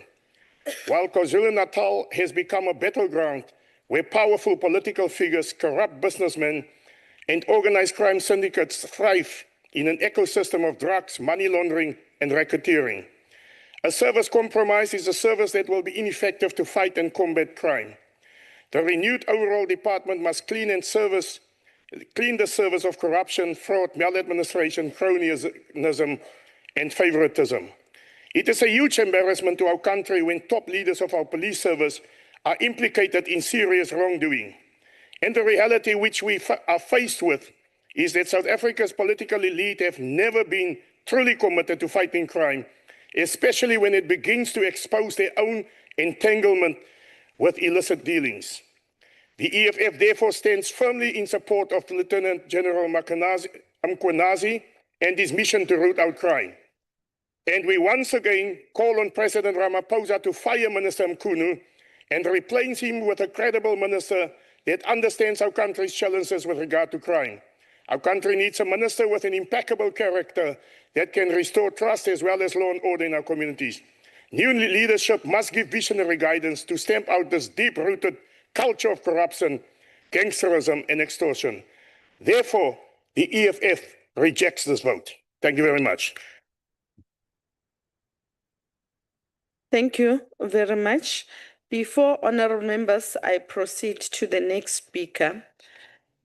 On behalf of the NCOP, may I take this opportunity and welcome Honorable Swart.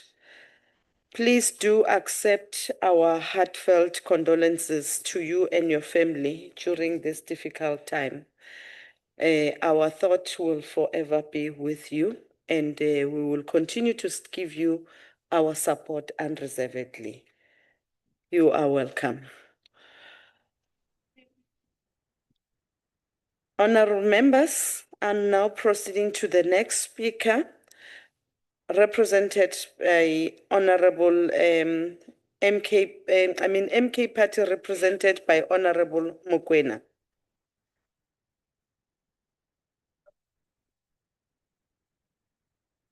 Glad to. Chairperson, this department used to stand for something. There was a time when the South African Police Services was a force to be reckoned with in South Africa. Specialized units were working, there was discipline, communities had visible policing. The uniform stood for protection, and the badge meant justice. We still have good men in uniform, but the thugs are running wild and uncontrollable without effective leadership. Today, the legacy is in ruins. The ministry has become a national embarrassment on our streets, and our streets are war zones. Women are raped and murdered. Cash and transit heists happen in broad daylight. Syndicates have captured townships and hijacked our cities. The people live in fear, and the ministry offers nothing but spin and egos.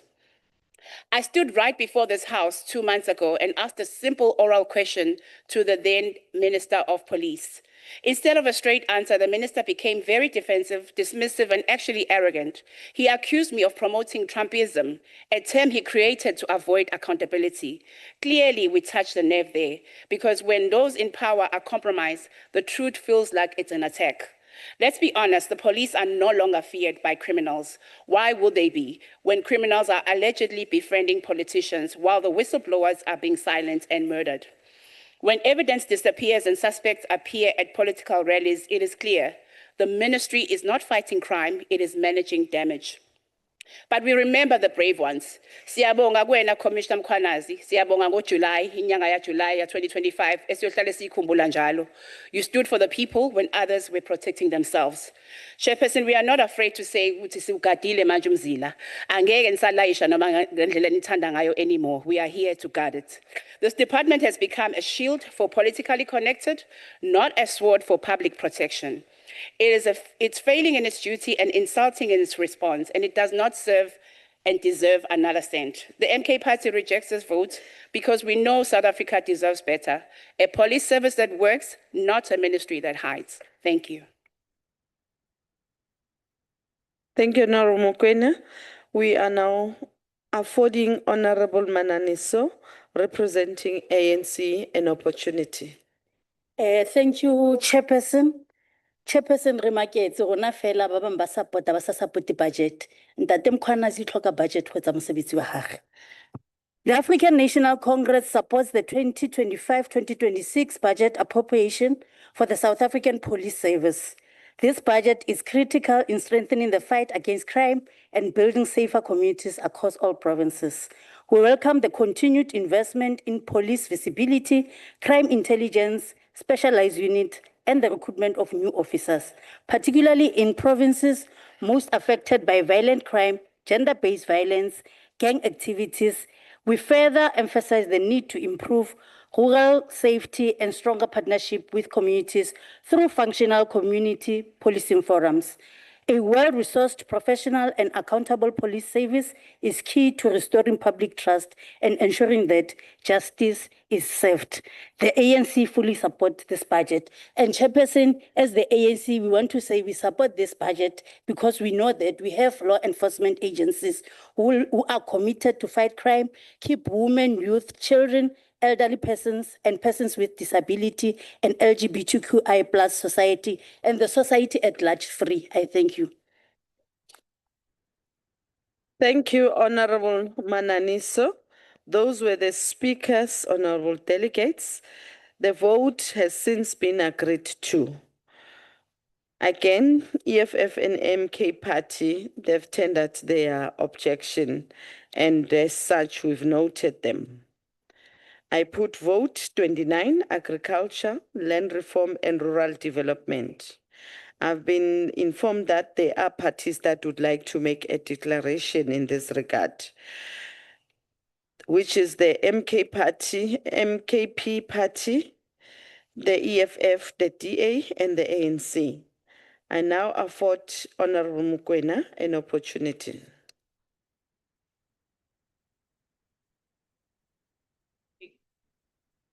Chairperson, they say if you want to know the soul of the country, go and look at how the country feeds its people. If the agriculture is anything to go by, then the soul of South Africa is in trouble. Go to our villages, go to the deep rural towns.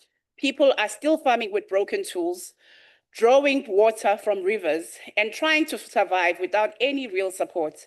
Meanwhile, this department, with all its billions, continues to perform for cameras, but not for the communities. And what did the ANC do? They turned agriculture, the key department that holds the future of rural development, youth jobs, and food sovereignty, into a GNU trade-off, a bargaining chip, like it's just another ministry to hand over to a political casino. Let's call it what it is. This is what betrayal means: a betrayal of rural communities, a betrayal of every young person trying to enter agri-economy. This department has been captured not by farmers, but by favors.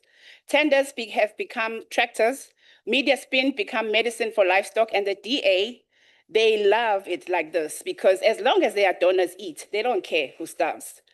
Let's not be fooled by gumboots, photo ops, and rehearsed sympathy. Mr. Steenhuisen and his friends wouldn't last a week in the realities of the real farmer in the real agricultural land. Chairperson, agriculture should be an engine for rural revival. Instead, it is a graveyard of broken promises and a captured opportunity. The MK Party rejects this vote not out of anger or spite, but out of principle, because we know what this department could be, and we refuse to fund what it has become. Thank you.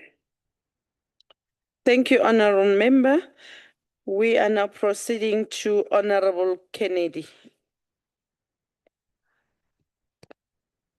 Thank you, Honorable Chair. While South Africa has made progress in agricultural development, particularly in export and technological advancement, it has not yet fully achieved the mandate of sustainable and inclusive agricultural development. Deep-seated structural issues like climate change, infrastructure, and disparities in land ownership continue to pose significant challenges. Farmers still face challenges due to poor road infrastructures, impacting transportation and logistics. Inefficient ports continue to hinder agricultural exports, adding to the sector's problems. This infrastructure deficit limits the sector's potential for growth and competitiveness. Up to today, no sufficient resources to empower emerging farmers with access to land, finance, and markets. This hampers their ability to establish viable and sustainable agricultural enterprises. The challenges also contribute to a decline in productivity and profitability. By this, food security is being jeopardized. To enhance positive outcomes in South African agriculture, the department should prioritize strengthening, improving market access, fostering inclusive rural economies, and investing in research and development. This includes focusing on climate adaptation, digital innovation, and building resilient agricultural infrastructure. This budget needs to be substantial enough to address various challenges and opportunities, including land reform, infrastructure and development, climate change adaptation, and support for smallholders farmers. It should prioritize investment that promotes sustainable and inclusive growth within the sector. For your noting, South Africa's agricultural sector is vulnerable to the impacts of climate change, including drought and floods. The budget should therefore include funding for climate-smart agricultural practices, water management, technologies, and drought-resistant varieties. As the EFF, we advocate for a strong focus on land redistribution and agricultural reform, and for the expropriation of land without compensation and the empowerment of Black farmers. Chairperson, we view land as a crucial asset for economic development and believe that historical injustices need to be addressed through land redistribution. This budget does not reflect any of these ideals. As such, the EFF rejects these votes. Thank you. Thank you, Honourable Member. We're now proceeding to Honourable Pinar. Agbare Voorsitter, as a Democratic Alliance, we declare our unconditional support for the Department of Agriculture and its 2025-2026 budget.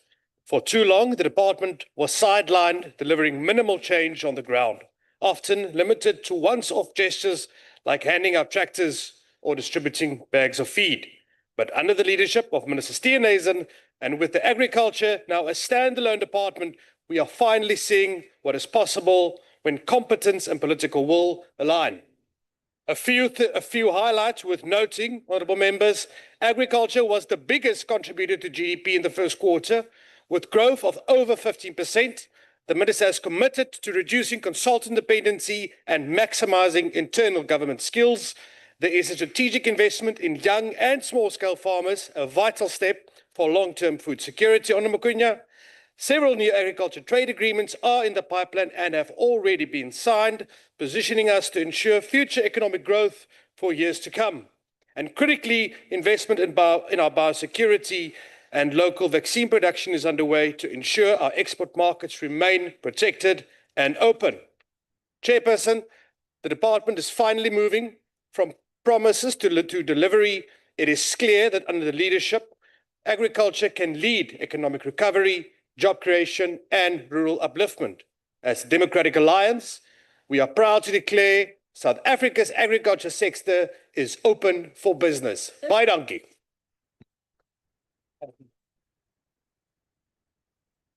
Thank you, Honourable Member. Honourable Modise.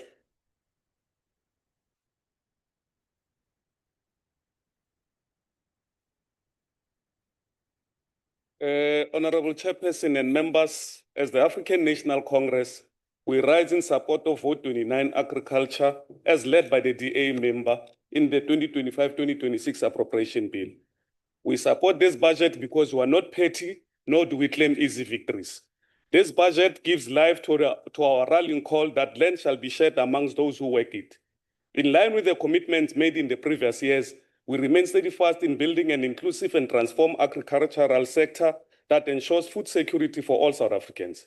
We welcome the allocation of 7.6 billion to the Department of Agriculture in this bill. This funding directly advances the key ANC priorities, which is fighting hunger, uplifting rural communities, and combating climate change. Notably, 1.6 billion is allocated through the Comprehensive Agricultural Support Program and 677 million via LETSEMA projects, empowering subsistence and smallholder farmers to increase production. The budget also provides 546 million to the Land Bank to support emerging Black farmers in accessing finance and land. This targeted investment will strengthen food production and drive rural development across our provinces. We acknowledge that more progress is needed in certain areas. According to the latest available figures, primary agriculture accounted for roughly 2.4% of South Africa's GDP in 2022, which is equivalent to 145 billion of economic output. Despite its modest GDP contribution, agriculture remains economically and strategically important, given its link to food security, employment, and export earnings. For instance, the sector provides 5 to 7% of formal employment and underpins related industries in the food value chain. The ANC has consistently highlighted the urgency of climate-smart agriculture and disaster readiness. We're encouraged by the allocation like the Land Care Program, which has about 94 million to promote sustainable farming practices. Yet we know this is just a start. As climate change brings more frequent droughts and floods, we must anticipate support of farmers to adapt and communities to build resilience. In conclusion, the ANC supports Vote 29 wholeheartedly. This appropriation not only maintains critical food security and aggregate reform initiatives, but also aligns with the ANC enduring promise to develop rural economies and leave no one behind. We urge all members of this House, including the EFF and the MK, to support Vote 29 Agriculture for food security, climate resilience, and thriving rural South Africa. For their members will benefit from this. I thank you. Thank you very much, Honourable Member. This vote has been agreed to. Unfortunately, your requests will not be acceded to. They've already made an opinion, so they have objected to this budget vote, EFF and MK party, and we've accepted, actually we've noted those objections. We are now proceeding to vote 30, Communications and Digital Technologies. I've been informed that the following parties would like to make a declaration of votes in terms of Rule 78, the DA and the ANC.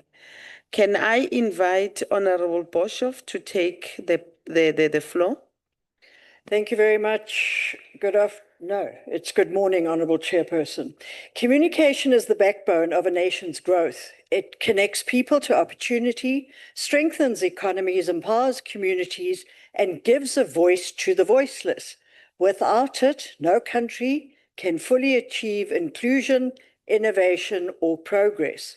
When Minister Malatsi took office in 2024, he inherited a department facing deep challenges, delayed broadband rollout, a post office on the brink of collapse, an SABC in financial crisis, slow digital migration, and a growing digital divide. that left millions disconnected. Years of underdelivery and institutional drift had undermined public confidence and placed South Africa's digital future at a risk.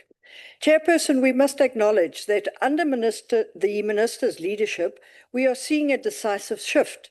The Minister's intervention, which has brought international internet to the brink of entry to South Africa, a breakthrough moment, cutting through regulatory gridlock and bringing the promise of affordable, high-speed internet to even the most remote communities. We also welcome the department's renewed momentum on SA Connect, efforts to stabilize key state entities, progress on cyber security strategies, and a clear commitment to public-private collaboration to accelerate delivery. Of course, on the other side, challenges remain. SA Connect Phase 2 must reach underserved communities faster. The turnaround at the Post Office and SABC requires sustained focus. And digital skills gap remains a critical obstacle to unlocking opportunity for young South Africans. Chairperson, this department holds one of the most transformative mandates in government. We express our appreciation for the Minister's leadership and reaffirm our commitment to support these efforts, always with a shared goal of building a connected, competitive, and inclusive South Africa. In closing, the DA wholeheartedly supports this budget vote. Thank you.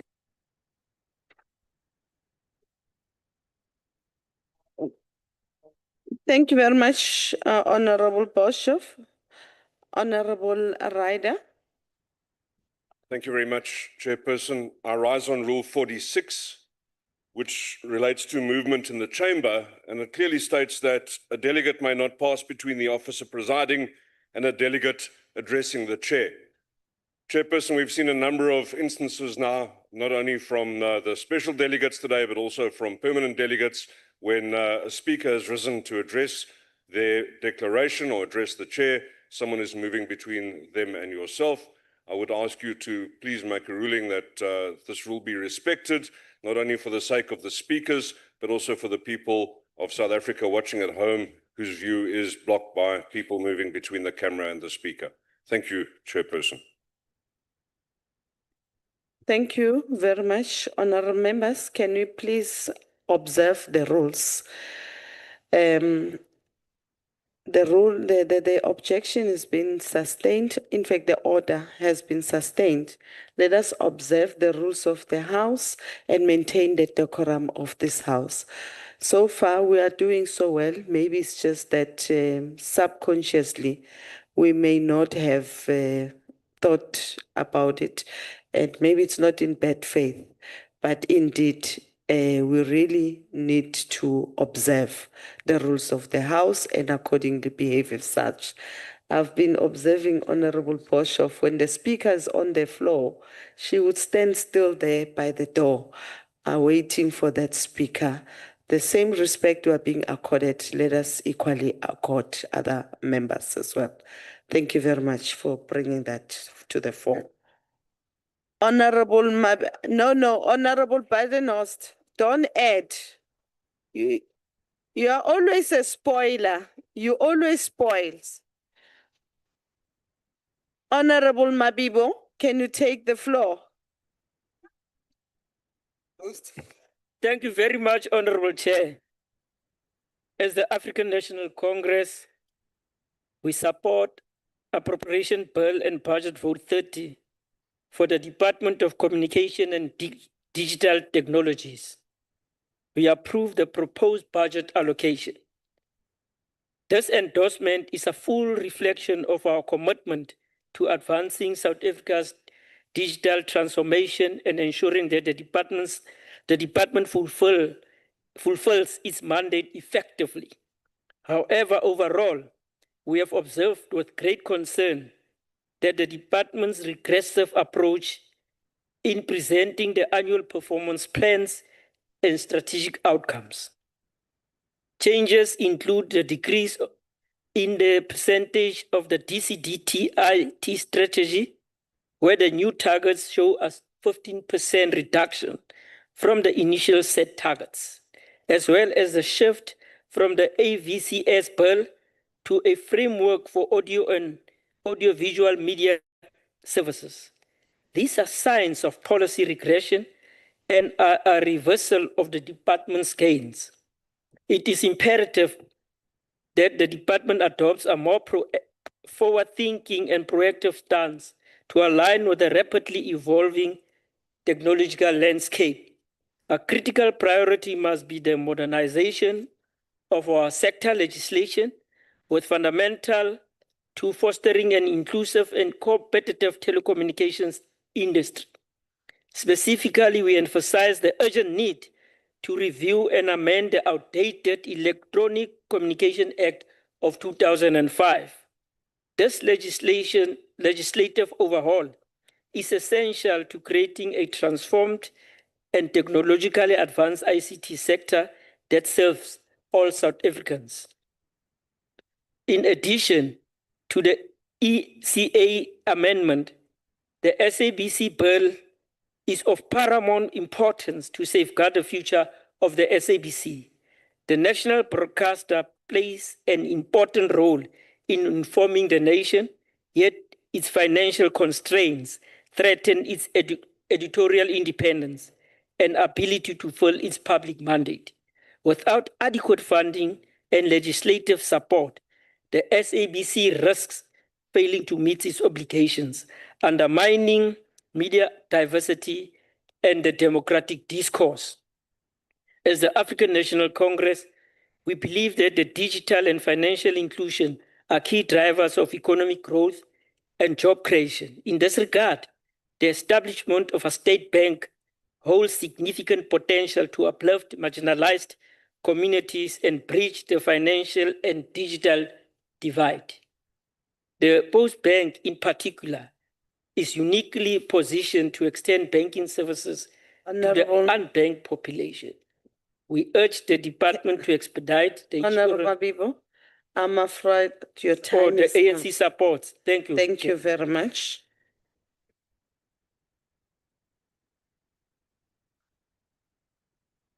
Honorable delegates, this vote has been agreed to. However, the EFF and the MK Party have since tendered their objection, and the objections are noted. Honorable members, in light of what we discussed earlier on, I've decided to suspend the proceeding for 5 minutes to allow you a late stretch. We'll reconvene in 5 minutes' time.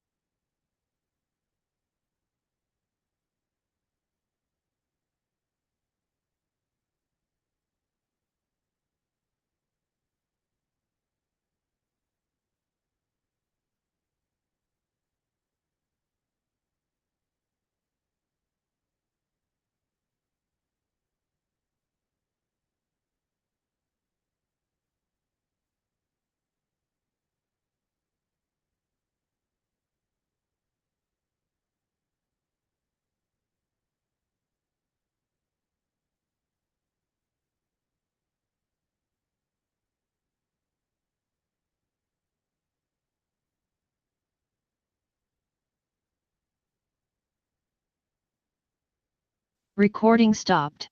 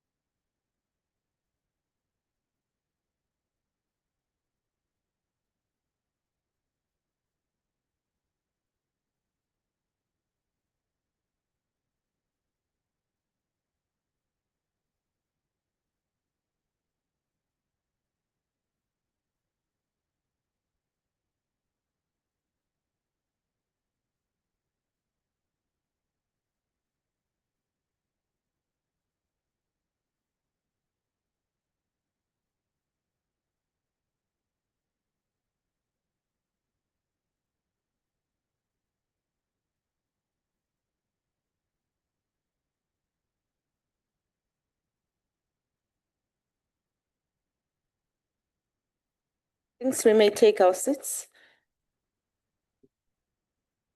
Recording in progress. We are now proceeding to vote 32, Forestry, Fisheries and the Environment. Oh, okay, sorry. Sorry about that. We are proceeding to vote 31, the Employment and Labor. Accordingly, on this vote, honourable members, we've agreed to these votes, and with an exception of MK Party and EFF, they've tendered their objections. We have noted those objections. We are now proceeding to... Madam Chair, sorry, on a point of order. Oh, and there's also an abstention that has been noted in the name of Freedom Front Plus. Can I then proceed to vote 32, Forestry, Fisheries and the Environment? I've been informed that the following parties would like to make a declaration of vote in terms of Rule 78. The Freedom Front Plus, the DA and the ANC. I'm going to start with the Freedom Front Plus. Standing in for it is Honorable Priyat. Thank you, Chairperson. Chairperson, we support this budget, but we do so with a clear expectation that the department will focus on practical implementation, efficient environmental governance, and measurable outcomes. DEFI has a critical mandate. South Africa's biodiversity, ecosystems, and natural resources must be protected, but this must be done within a framework of constitutional accountability, scientific integrity, and economic balance. Environmental protection should never become an excuse for unnecessary bureaucracy or policy overreach. We support this budget because it provides funding for essential programs such as wildfire prevention, invasive species management, and waste and pollution control, all of which have a real impact on communities and the environment. However, concerns remain. The department must address long-standing delays in environmental approvals, inconsistent enforcement, and a tendency to focus more on policy than on implementation. South Africa needs a department that solves problems, not one that simply regulates on paper. I want to urge the department to strengthen oversight in areas such as fisheries management, where corruption and poor compliance continue to harm livelihoods and marine sustainability. Forestry programs must also be guided by clear planning, local economic impact, and proper maintenance, especially in fire-prone regions. In conclusion, we support this budget because we support responsible environmental management driven by science, good governance, and real-world outcomes, not empty rhetoric. I thank you. Thank you, Honorable Priyat. Can I invite Honorable Pinar of DA? Dankie, achtbare voorzitter. The Department of Forest and Fisheries and the Environment receives its mandate from Section 24 of the Constitution, which guarantees every South African has the right to an environment that is not harmful to health or well-being. For the 2025-2026 financial year, the department has been allocated a budget of over 9 billion. Amongst its ambitious plans is the transformation of iconic sites such as the Kruger National Park, Isimongolisi Wetland Park, and Kirstenbosch National Botanical Garden into world-class conservation, education, and sustainable tourism destinations. Chairperson, as an avid conservationist myself, I spend a great deal of time in nature, whether it's hunting or fishing. Thus, this department lies close to my heart. Nature is not a luxury, it is a legacy, and we must protect it at all cost for future generations. From the vulnerable ecosystems of our reef to the ancient woodlands of Knysna or the rivers of Limpopo, our natural heritage is vast, rich, and under constant threat. Minister Dion George has shown a clear commitment to preserving these resources, but it cannot be government's job alone. It will require a whole-of-society approach. Every man, woman, and child must take ownership, calling out those who destroy, dump, or burn, while also promoting a culture of respect and accountability. We must empower communities to become the first line of defense in environmental protection, and that means clear communication, education, and practical support. As the Democratic Alliance, we are proud to support this budget and the vision it presents. We will remain vigilant, engaged, and committed to ensure that the natural beauty of South Africa is preserved, not only for us, but for generations to come. Thank you, Chairperson. Bye, donkey. Thank you very much, Honorable Pina. I'm now inviting the next speaker, Honorable Ndlangisa Notata, representing the ANC. Thank you, Chairperson.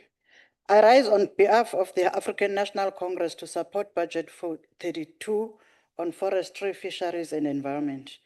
Our support is informed by the department's prioritization of the implementation of the Climate Change Act number 22 of 2024, which aims to both mitigate and adapt to climate change. The environmental program is expected to create jobs and opportunities in the sector through an expanded public works program, alongside efforts to build and preserve South Africa's conservation estate. Expenditure is projected to rise at an average of 4.1%, increasing from 8.8 billion in 2024-25 to 9.9 billion in 2027-28. It is anticipated that 49% of the department's budget is in the medium term will be allocated for goods and services, mainly for initiatives under the expanded public works program, implementing the Forestry Master Plan and executing the waste management plan. We believe that these priorities are in line with our government's developmental goals and inform the department's immediate task. As such, the department will implement the following programs as part of its contribution to the MTDP priority on inclusive growth and job creation. Climate change, Kruger-Gerstenbosch Isimangaliso Icon Status Strategy, fair industry for lions, leopards, elephants, and rhinos. Fishing for Freedom connects local communities to the ocean economy while promoting marine conservation through the implementation of the Oceans Economy Master Plan. The ANC supports because its envisaged outcomes are a low carbon climate resilient economy that safeguards environmental quality and human health through the conservation, sustainable management, and use of ecosystems. The ANC supports the appropriation bill and the budget of the department. I thank you. Thank you, Honorable Langisa Nodata. The vote has been agreed to, Honorable Delegate. I'm informed that EFF and MK Party have tendered their apology and the objection is noted. We're proceeding with vote 33, human settlement. Again, honorable members, there are two parties that would have loved to make a declaration on this vote, which is the DA and the ANC. I'm affording the DA in the name of Honorable Skier Kochel to make a declaration. Honorable Chairperson, there was indicated that Honorable Swart will do it on my behalf. I've not been told, honorable members. I'm just going with what has been stated here. Honorable However, Chair. wait, Honorable Badenost, can you hold on? Honorable Swart, Honorable Swart, you will then be afforded an opportunity to make this declaration.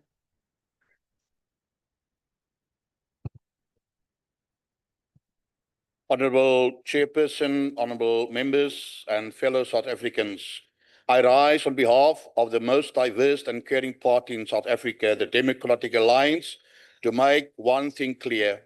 When we entered the government of national unity, we did so because South Africans demanded a government that is accountable. When there is corruption, we must root it out. When departments fail, we must summon them to account. That is our constitutional duty. Let me offer a political prescription to those still under illusion that they govern alone. In a coalition, co-governance is not a suggestion, it is a requirement. You consult, you collaborate, and you do not turn a blind eye on mismanagement. Oversight is not an option. It is a duty of every ethical lawmaker. So yes, when we call out the not so mighty anymore ANC, or the 100 Rand for Your Dignity Alliance, we are doing what the Constitution demands us. And of those in this house who sneer, but look at Cape Town or the Western Cape, let's do it exactly that. While ANC-run metros collapse, the DA-governed city of Cape Town delivers. Cape Town has committed 39.7 billion in infrastructure investment over the medium term. That's more than Joburg and Durban combined. Over 130,000 jobs will be created, 75% benefiting low-income households. The Alexander Renewal Project, still incomplete since 2001. Lillian Ngoyi Street, 2 years, still not done. Meanwhile, Kaohsiung city in Taiwan, rebuilt after a gas explosion in under 9 months. Cape Town is also unlocking inner city housing, identifying 6,500 units for development with real progress, not empty promises. While others delay, Cape Town delivers. Chairperson, that is what pro-poor governance look like. This is pro-poor governance look like. This is what accountable leadership delivers. South Africans deserve better, not ministers who protect patronage. We support the budget, but we will not support corruption. Chairperson, I've recently felt the weight of life's brevity and the sting of personal loss. Thank you, Chairperson, for your and everyone, all honorable members' support and praise. And it reminded me when I lost my wife only within 3 weeks after cancer was diagnosed. It reminded me that behind every statistic is a soul. Behind every unmet promise is a person waiting, a family struggling, a community hoping. Let us not forget why we are here. We are here to serve, to change lives, not defend the indefensible. We are here to be accountable, to lead with compassion, and to govern with courage. Make South Africans feel seen, heard, and valued. This is our dear calling. This is our collective duty. I thank you, Honourable Chair. Thank you very much, Honorable Swart. We are now proceeding to Honorable Kaunda. Thank you, Honorable Chairperson, fellow South Africans. On behalf of the liberation movement, which have lived for more than 113 years, and which also hosted a successful Africa Liberations Movement Summit last weekend, we support this budget. The ANC supports the appropriation human settlement. As the ANC, we believe that the allocation of this budget, although not sufficient, will address the country's housing challenges, is an essential step towards ensuring housing security and comfort for all our people. Honorable Chairperson, this appropriation will continue to focus on developing integrated human settlements by delivering, firstly, angibeke ngesizulu le, ukwakhela abantu bakithi izindlu abangenawo amandla okuzakhela bona izindlu. Futhi ngiyafisa ukuthi le ndlu yakho hlalo ikidebate ngolunye usuku ukuthi kungani abantu bethi akwenziwa lutho kodwa sebesakha izindlu engaphezulu ka4.7 million. Ngisho amazwe a-rich aneyimali ayahluleka ukwenza lokho, enikeza abantu izindlu mahala, abanikeza abantu umhlaba mahala. Then okwesibili, ama-informal settlement sifaka imigwaqo, sifaka amanzi, sifaka ugesi, sifaka nendlela zokuhamba ukuthi noma lini izulu abantu bakithi bekwazi ukuthola impilo engcono. Okunye sibhekela nalabo abangaholi amaholo amakhulu kodwa sikwazi kube ne-gap market, labo abangaholi amaholo amakhulu sibahlangabeze bekwazi ukuthi mabengawathola amabond lo uhulumeni onakekelayo abanikeze uxhaso lwezindlu endaweni zangakithi lapho sihlala khona. Okunye futhi uqiniseke ukuthi kunama-rental stocks abangafundi nje bona ukuthi mabefika emadolobheni bezozinza bezele ukuzosebenza sibanikeze nezindlu ezirentwayo. Lokhu-ke sikwenza, Chairperson, kuyasikhathaza ukuthi i-Western Cape njalo kuthiwa isebenza kahle kodwa iWestern Cape njalo ibuyisela imali emumva yokwakhiwa kwezindlu, idlula imkhandle njengoThekwini, iCape Town kakhulukazi idlula imkhandle njengoThekwini, oBuffalo City neminye imkhandle emkhulu yalapha noJohannesburg. Bona babuyisela imali emumva kodwa abantu baseGugulethu, baseNyanga, baseLanga izindlu abanazo. As the ANC, we acknowledge and applaud the Minister for making important executive commitments and undertakings that her department will implement during this financial year. These commitments include unblocking and completing stalled projects, fast-tracking land purchases to make them available for human settlement development, releasing service residential sites, ngoba abantu abaningi bafike emadolobheni bengafuni ukunikeza uxhaso lezindlu kodwa bayakwazi ukuzakhela izindlu bayasebenza. Asibavulela ama-sites wafaka ama-services bekwazi ukwakha izindlu zabo ezingcono. Ngakho-ke sithi-ke thina hlalo siwukhongolo siyayisupporta. The appropriated budget contributes towards driving inclusive growth and job creation, reducing poverty and tackling high cost of living. Idala amathuba omsebenzi ikakhulukazi to blacks in general, Africans in particular. Inkampani eyi-ownwa abantu abamnyama kakhulukazi abesifazane ulusha abakhubazekile bayahlomula kulolu hlelo. Ingakho le budget siyibona progressive kakhulu. Siyabonga angitshenwa uwena, the implementation of human settlements development projects will provide thousands of unemployed individuals with both short-term and long-term employment opportunities. Sithi amandla qhubekela phambili Khongolose. Thank you, honorable members. This vote has been agreed to. I've been informed that the EFF and the MK party has since tendered their objections, and those objections are noted. I now put vote 34, minerals and petroleum resources. Again, honorable members, this vote has been agreed to. I'm informed that EFF and MK party have placed their objections, and we have noted those objections. I put vote 35, science, technology, and innovations. Once again, honourable members, the vote has been agreed to. I'm informed that the EFF and MK party have objected to this vote, and that those objections were noted. I'm putting vote 36, the small business development, the popular by demand in this house. This vote has been agreed to, Honorable Teza. I'm informed that your party, unfortunately, has objected to this vote, as well as the MK party. And those objections are noted. I now put vote 37, sports, arts, and culture. I've been informed that the following parties would like to make the declaration of votes: the PA and the ANC. Honorable Farmer, representing PA.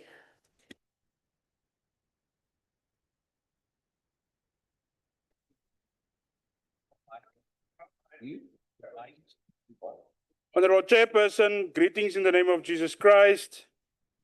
I rise today on behalf of the Patriotic Alliance to declare our full, proud, and unwavering support for vote 37, sport, arts, and culture in this appropriation bill. Chairperson, we do so with confidence because the man leading this department is not just any minister, he is our party's president. A man whose commitment to the upliftment of our communities is unquestionable, and whose passion for changing the lives of ordinary South Africans is unmatched. We know that for far too long, sports, arts, and culture were treated as side issues, nice to haves, afterthoughts when all the so-called big portfolios got a fair share. But under the leadership of our president, this portfolio is not just getting a budget, it is getting the attention, energy, and vision it truly deserves. Chairperson, when we invest in sport, we invest in health, discipline, and unity. When we invest in the arts, we invest in our people's stories, their pride, and their creativity. When we preserve our culture, we remind our young people who they are and where they come from. And we give them the power to stand tall in any space. This vote is not just numbers in a book, it is hope for the soccer player who dreams of representing our nation, the dancer in a rural village hall, the community choir singing in a dusty street, the local crafters who put our heritage on display for the world to see. Chairperson, the Patriotic Alliance is proud that the Minister has made it clear that there will be no tolerance for waste, corruption, or empty promises in this department. Money will be spent where it must be spent, in our communities, on our people. We will see sports fields that are playable, community centers that are alive, and young talent that is nurtured and celebrated. Under his leadership, we trust that transformation will not be just a slogan, but a reality. Rural areas, small towns, and townships will not be left behind, while only big cities benefit, like Cape Town. Local coaches, local artists, and cultural groups will finally be supported, uplifted, and showcased. Chairperson, this budget is an investment in peace and social cohesion too. In many places, a ball on a field is the strongest defense against crime. A guitar or drum in a teenager's hand is more powerful than any lecture about staying away from gangsterism. When our youth are occupied with purpose, they are protected from the streets that swallow so many dreams. So today, we as the Patriotic Alliance stand here united, loyal, and ready to support our President and Minister fully. We say to our communities, help us protect these projects, watch every cent, demand results, because when this department succeeds, our young people succeed, our families succeed, and our country succeeds. Let us work together, government, communities, artists, athletes, coaches, to ensure that this vote delivers on its Honorable promise. Farmer, can please, your time is up. Thank you, Chairperson. Thank you very much. Can we proceed to Honorable Mukweli? Thanks very much, Chairperson, and greetings to you, and greet the only CIC of the Republic of South Africa, Comrade President Cyril Ramaphosa, the only one who had the power to hire and fire. President Cyril Ramaphosa. Chair, the African National Congress declared its strong support for the appropriation budget under Vote 37 and the Department of Sports, Arts and Culture. Our country is defined by its rich, diverse heritage and by the strength of its community, which is shaped through the active citizenship, participation in sports, the arts, and the sustained promotion of our cultural and linguistic heritage. The proposed allocation amounting to 6.31 billion in 2025-2026 financial year and 6.23 billion in 2026 and 2027 financial year, and increased to 6.52 billion in 2027 and 2028 financial year, reflects a coherent strategy to bolster this critical sector even as we navigate fiscal constraints. Supporting this budget, Chair, is vital for several reasons, unlike the EFF and MK Party. The continued funding of the Presidential Employment Stimulus Program, as well as sectoral initiatives like Mzansi Golden Economy, directly sustain and create jobs across the creative sector and sports and heritage entities. The significant allocation to heritage institutions and libraries preserve our collective memory, while the community library services grant empower literacy and education at the grassroots. Although there is a planned phase out and conditional grants, the reprioritization to provincial equitable share will maintain service delivery. The continued support for entities such as Performing Arts Institution, the National Arts Council, and the National Film and the Video Foundation support creative innovation, diverse storytelling, and cultural diplomacy. The capital allocation ensures that facilities and opportunities reach all provinces, which earmark infrastructure projects and conditional grants targeting both rural and urban communities. Honorable members, the appropriation under Vote 37 is crucial to sustaining the vibrancy, unity, and development of our nation. We therefore support this budget, even though others rejected without saying any reason. We therefore urge the House Chair to adopt it. And I thank you. Thank you. Then thank you, Honorable Mukweli. Honorable delegates, the vote has been agreed to. I'm equally informed that the EFF and MK Party have since tendered their objection, and we've since noted that. We're proceeding to vote 38, tourism. Once again, this vote has been agreed to with the exception of EFF and MK Party. We've noted those objections. I put vote 39, trade, industry and competition. Once again, this vote has been agreed to. EFF and MK Party have objected to this vote. We've noted that. Vote 40, Transport. This vote on our members has been agreed to. Yet again, EFF and MK Party have objected to it, and that has since been noted. We are proceeding to vote 41, the water and sanitation. I'm being informed that there are parties who would like to make declarations, which is the Freedom Front Plus, the EFF, as well as the ANC. Accordingly, I now have a privilege to invite Honorable Briet to take a stand and make her declaration.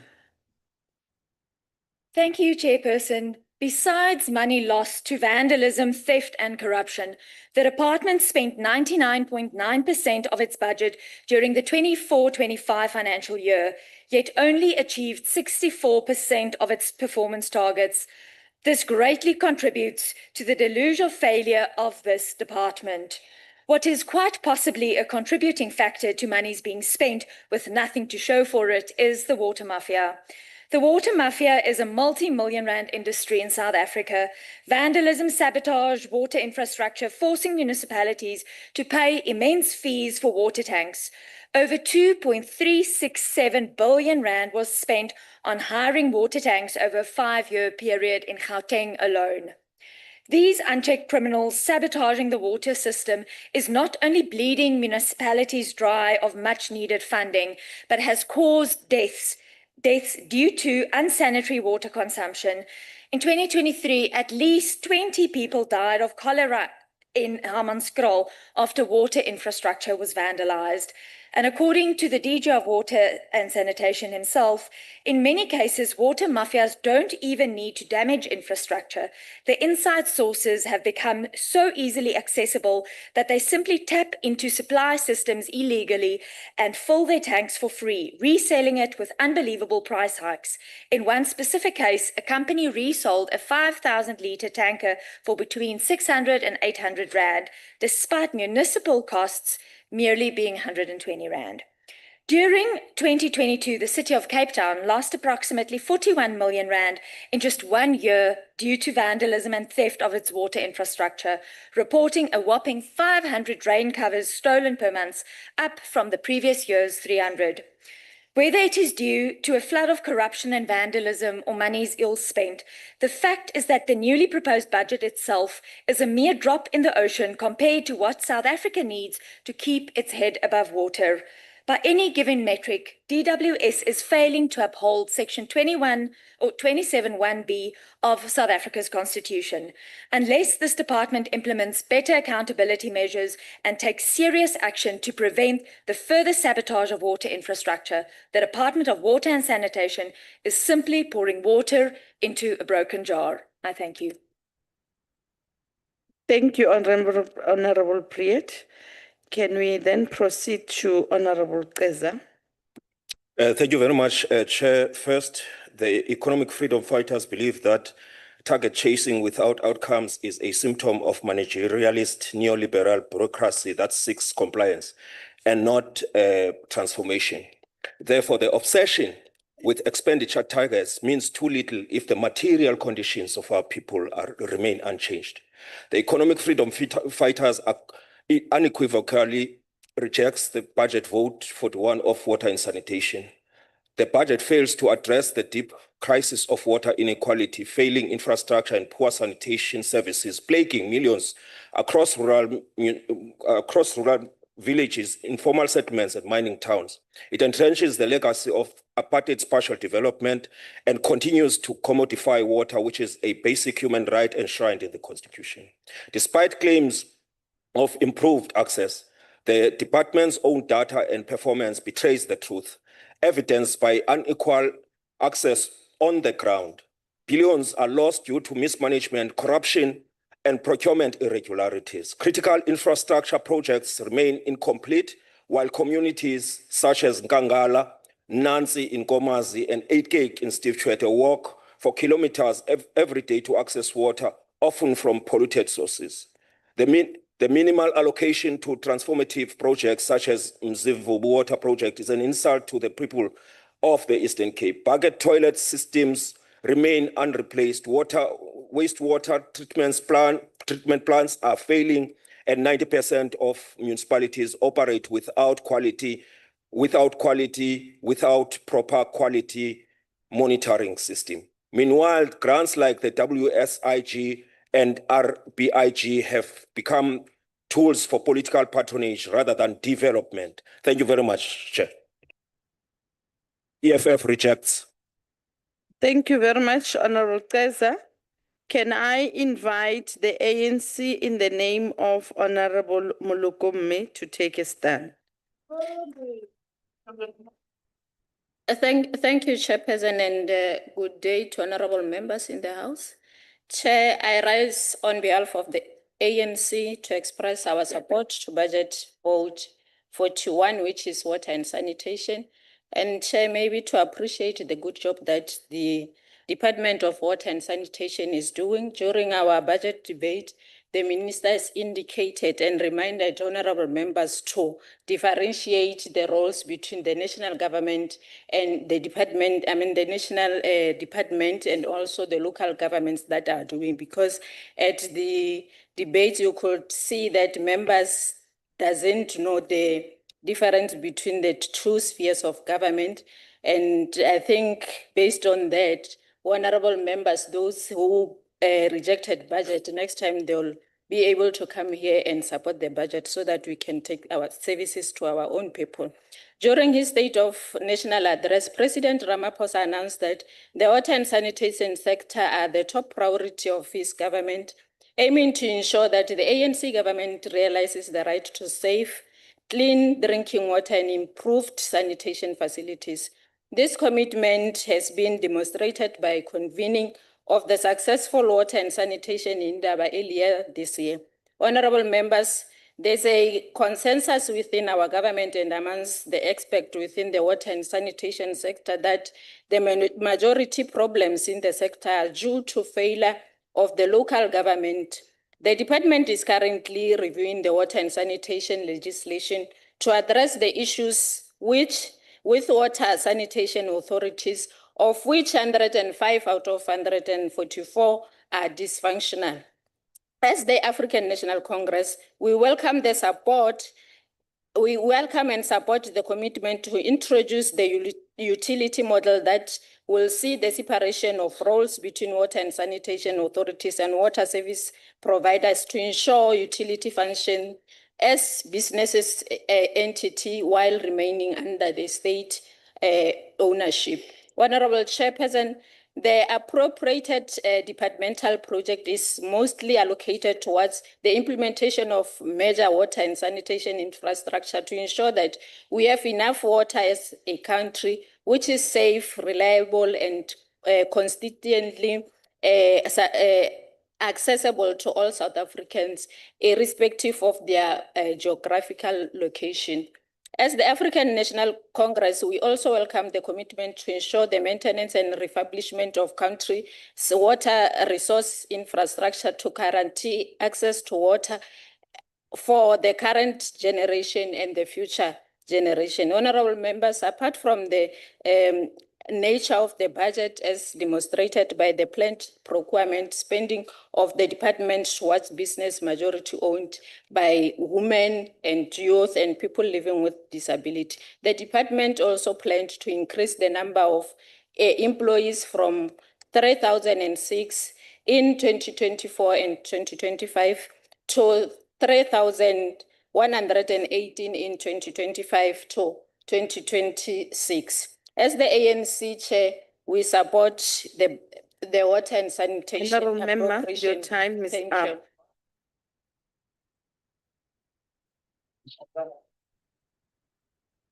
The vote is agreed to, honorable members. I'm informed that the EFF and the MK party, they've since tendered their objections. The objections are noted. Honorable members, we are proceeding to the last vote, which is vote number 42, the Land Reform and Rural Development.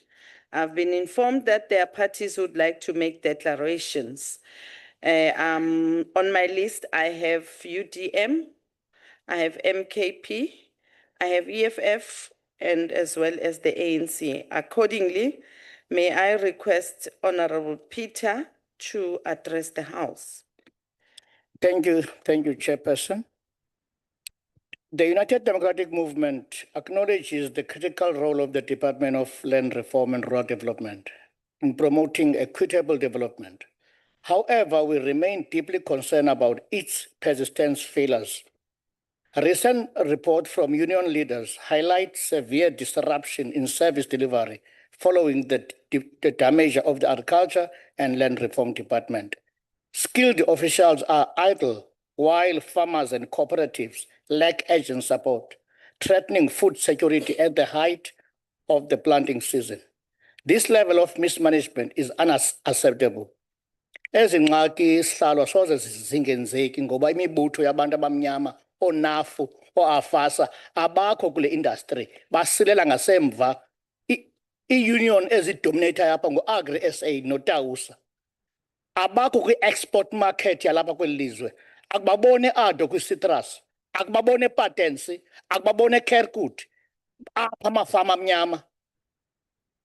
Now CUDM ke sithi sihlaba ikhwelo kule budget mayizise amafama amnyama siwabone on board.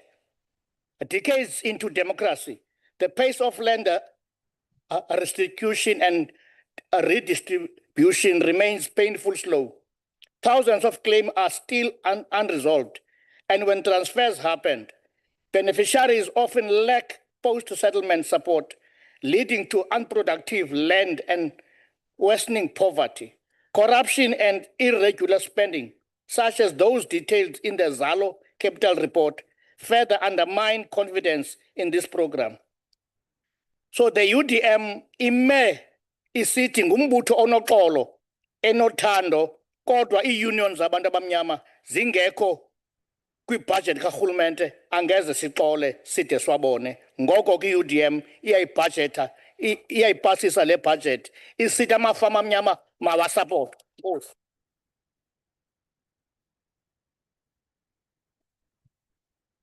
Thank you, Honorable Peter. Can I take Honorable Mokoena? Thank you, Chairperson. I rise on behalf of Umkhonto weSizwe Party, the Party for the People. The MK Party is in support of the people and therefore cannot in good faith support this budget vote. The government has failed to return the land to its rightful owners. The GNU talks about fake transformation, and it's a shame that people are dying and people are yet to be given their land back. 30 years later, the land is still in the hands of a few while many await. While the ANC, Amaxolo Amakhulu, drag their feet and the DA defends them, defends the status quo, the MK Party has since taken action and we've since introduced a private members bill to reaffirm the meaning of land expropriation without compensation, the real meaning of that. And in fact, we've also wanted to change the cutoff date from 1913 to 1952, because as we all know, land was never stolen in 1913, it began in 1652. This is not just about dates, it's about justice. It's not about the truth, it's about giving people back what was taken from them by force, by lies, and by colonial violence. Our bill is now open for public comment, and we invite the public to go and say exactly how they feel. And we are calling on all of them, every community, every claimant, every family, speak up, submit your comments, make your voices heard. Let this parliament feel the pressure, let the government hear your truth. Because MK Party is not here to manage injustice, we are here to undo it. Land is not a side issue, it is an issue. And this fight will not be possible without President Zuma, a man who has refused to betray the people of South Africa by forming the MK Party, giving Black South Africans a new political home. So let the naysayers say whatever they want to say today, but the truth remains.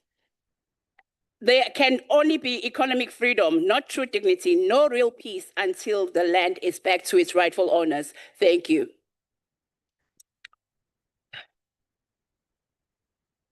Order, honorable members.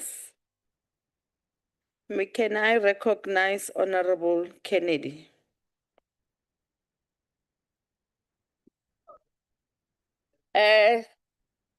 Thank you, Honorable Chair. The issue of land reform and rural development in South Africa is not just about land ownership. It's about addressing historical injustices, promoting social equity, and fostering sustainable development in rural areas. Yet, the land reform program has since 1994 been characterized by policy incoherence, political zigzags, and administrative paralysis.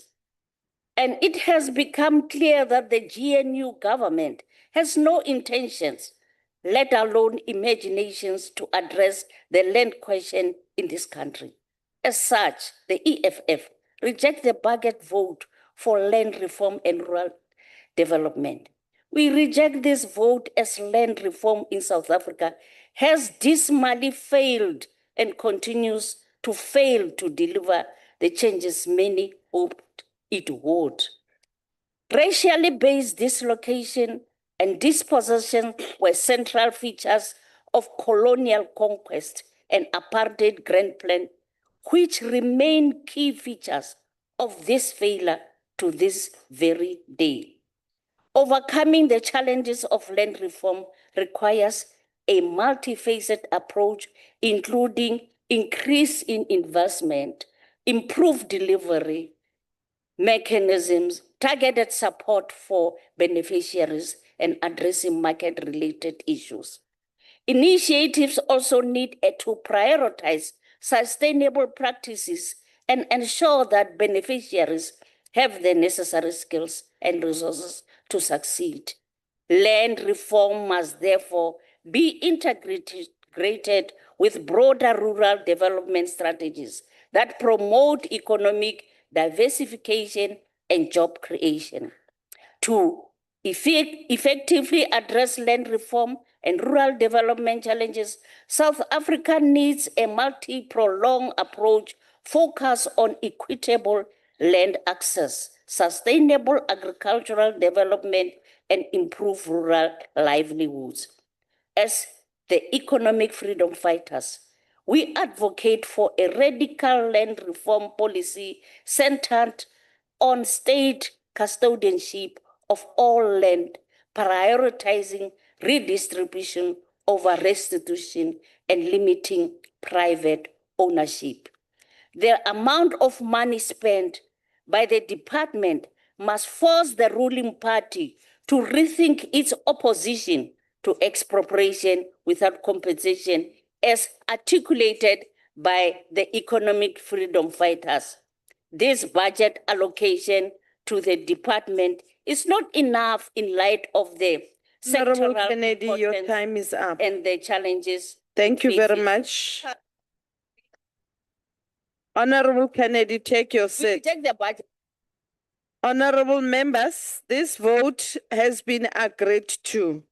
I'm informed that EFF and MK Party has since tendered their objections. Honorable Chair. And those objections are noted. Honorable members, honorable members, honorable members, Honorable Kaiser.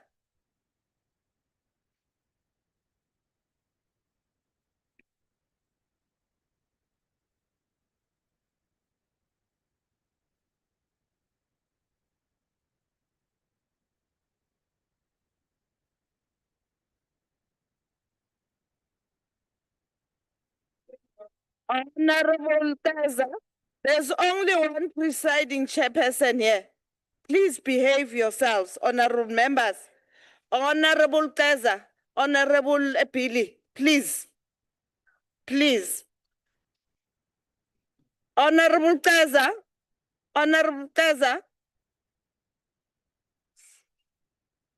Honorable members, you cannot, honorable members, can I refer you to the rules? Honorable Kaiser, I'm going to ask you now to leave the house if you proceed like this. This is the last warning. If you are going to proceed like this, I'm going to ask you to leave the house. You must respect the presiding officer.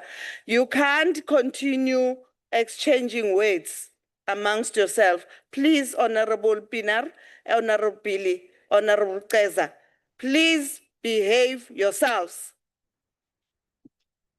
Honorable members, on this, on my speakers list, I have the last speaker who wants to make a declaration on this. I'm now calling upon Honorable Sibande to make his declaration. Honorable Chairperson, honorable members, the African National Congress remains steadfast in its long-standing commitment to land reform and agrarian change in this country. Driven by this commitment, on the behalf of the African National Congress, I rise to register our support for the Appropriation Bill of 2025, as well as the budget vote of the Department of Land Reform and Rural Development. As the African National Congress, we note the steady progress in terms of settlement of the older land restitution claim, as well as labor tenancy claim, despite unjustifiable disputes and high inflated cost and restitution cases. Honorable Chairperson, izinhlangano zokugombela kwesakhe kanye nezinhlangano zopopayi kubona kubagciza kuqakala ngezenhlalakahle kanye nezimpilo zabantu abaphucwa umhlaba wabo kanye nabantu abahlwempu. Chairperson, indaba yomhlaba akuwona amagobolondo anganalutho, kodwa abantu kumele bakwazi ukuthi uma ukhuluma ngendaba yomhlaba sikhuluma ngomnotho. Land restitution is contested process, and the resolution of land claims is marked by inherent complexities, and our government must remain firm and resolute in addressing of historical grievances of land dispossession. Under the land restoration processes, 3.9 million hectares of land were restored to beneficiaries at the cost of 26.6 billion rands, and additional of 27.2 billion was used for the financial compensation claims, e.g. claims involving financial compensation. Khona baxakayo ke Chairperson as usual. Athi umuntu I reject. Uba ngabe kulungisa indaba zabantu uzohamba ngehashi or ngebhayisikili nje kakudala. It need a budget. People must be taught that we need a budget. Ukumele bahambe even noma ngabe kiwo kuconsultwa nabantu. Kunidwa ibudget. Uma sithi budget say reject angazi ukuthi kuyohanjwa ngani. Bese ngiyabuya futhi. In terms of labor tenancy, there are 20,524 claims lodged on or before the 31st March. Honorable Sibande, your time is up. She supports.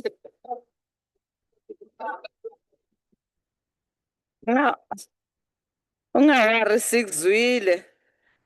Sikuzwile sizohamba ngamahashi.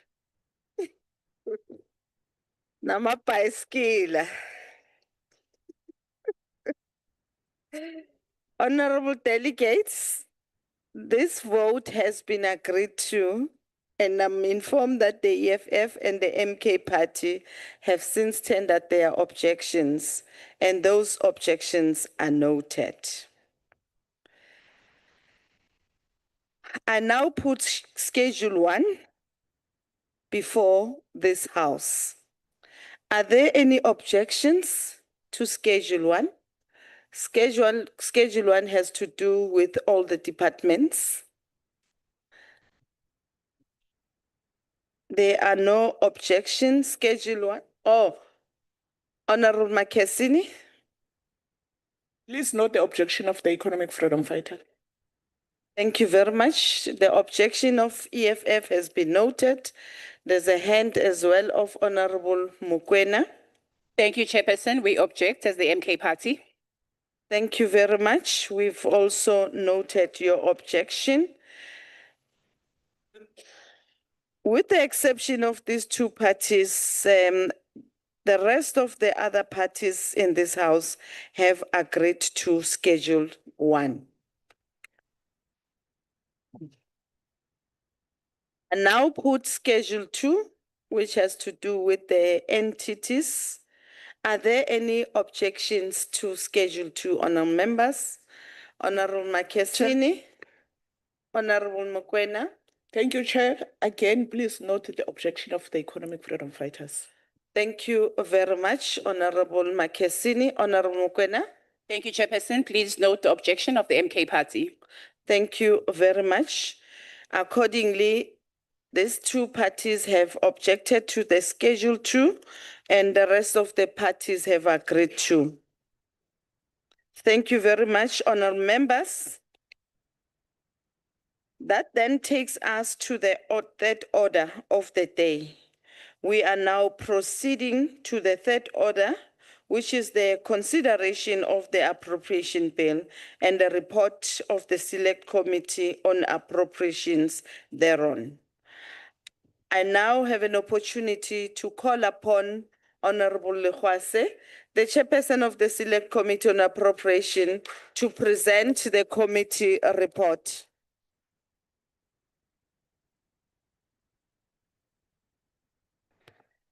Allow me once again, Honorable Chairperson, this time to table to the August House the report of the Select Committee on Appropriations on the Appropriation Bill, which is Bill 16 of 2025.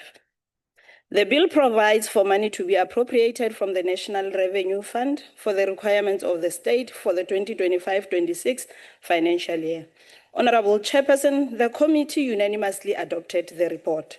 Following the referral of the bill from the National Assembly to the NCOP, on the 23rd of July 2025, the committee received a briefing from the National Treasury and engaged with both the FFC and the PBO, in line with Section 4, subsection 4C of the Money Bills and Related Matters Act of 2009. In fulfillment of Section 72, subsection 1 and 2 of the Constitution, the committee ensured that public participation was duly conducted. To this end, advertisements calling for public submissions were published on parliamentary website and in media print in all 11 official languages in accordance with Section 13, subsection 2A of the Money Bills Act.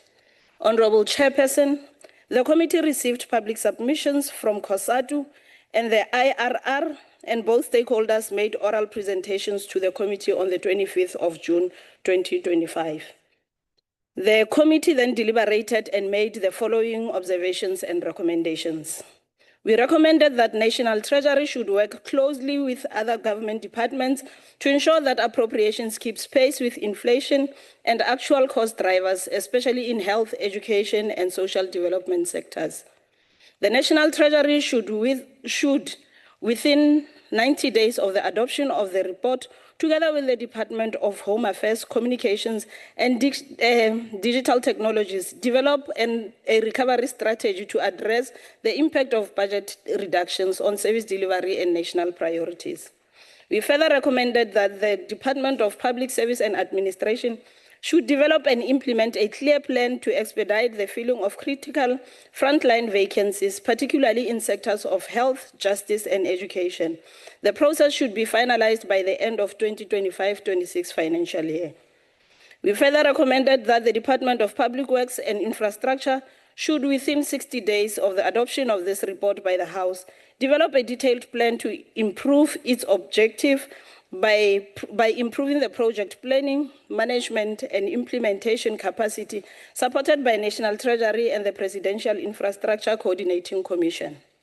The Department of Women, Youth, and Persons with Disabilities, in partnership with the NYDA, should develop a sustainable plan to the Presidential Employment Initiative and submit it to Parliament by the third quarter of 2025-26 financial year. We further recommended that National Treasury in collaboration with the Department of Trade, Industry and Competition, should table a revised industrial support strategy aligned with budget allocations and employment outcomes by the end of medium-term expenditure framework period. National Treasury should develop measures to gradually increase capital expenditure allocations over the medium term, particularly in infrastructure and productive sectors, to stimulate economic growth.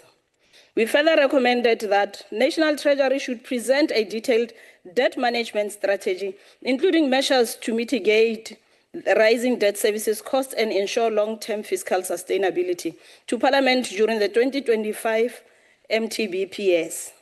National Treasury should work with all departments to enhance compliance with conditions for the use of unspent funds, as outlined in Clause 5 of this same bill, and strengthen oversight over these shifts, reporting to Parliament on a quarterly basis. The Department of Higher Education and Training should develop a clear plan to reassess funding adequately for the National Student Financial Aid Scheme and submit proposals to adjust the family income threshold in line with inflation by the budget cycle of 2026. The Department of Social Development and National Treasury should adjust the social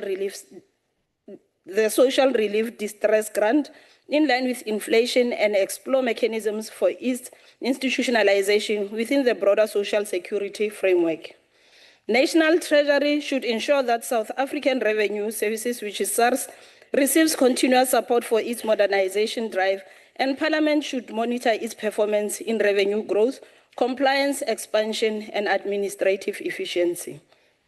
We further recommended that the Department of Justice and Constitutional Development should prioritize funding for the National Prosecuting Authority, the NPA, with a specific focus on filing vacancies for specialized prosecutors to enhance anti-corruption prosecutions before the end of the current financial year.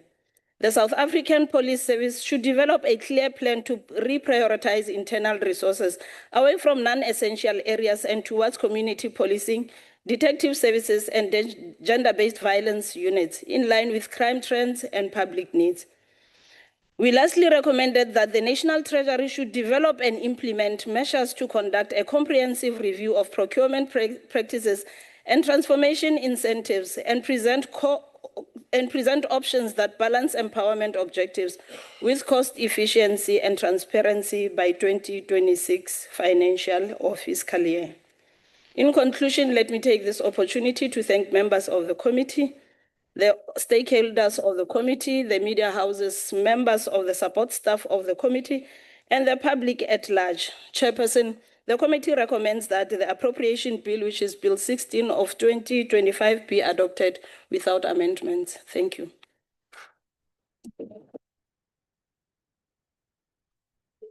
Thank you very much, Honorable Lekhwase.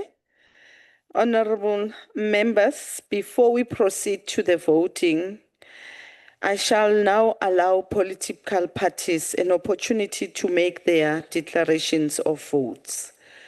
I'm going to start with the IFP being represented by Honorable Govt, the Deputy Chairperson of the NCOP. Thank you very much, Honorable Chairperson, and greetings to all honorable members. I rise on behalf of the Inkatha Freedom Party to declare as follows. Honorable members, the allocation of budgets to every department is absolutely essential.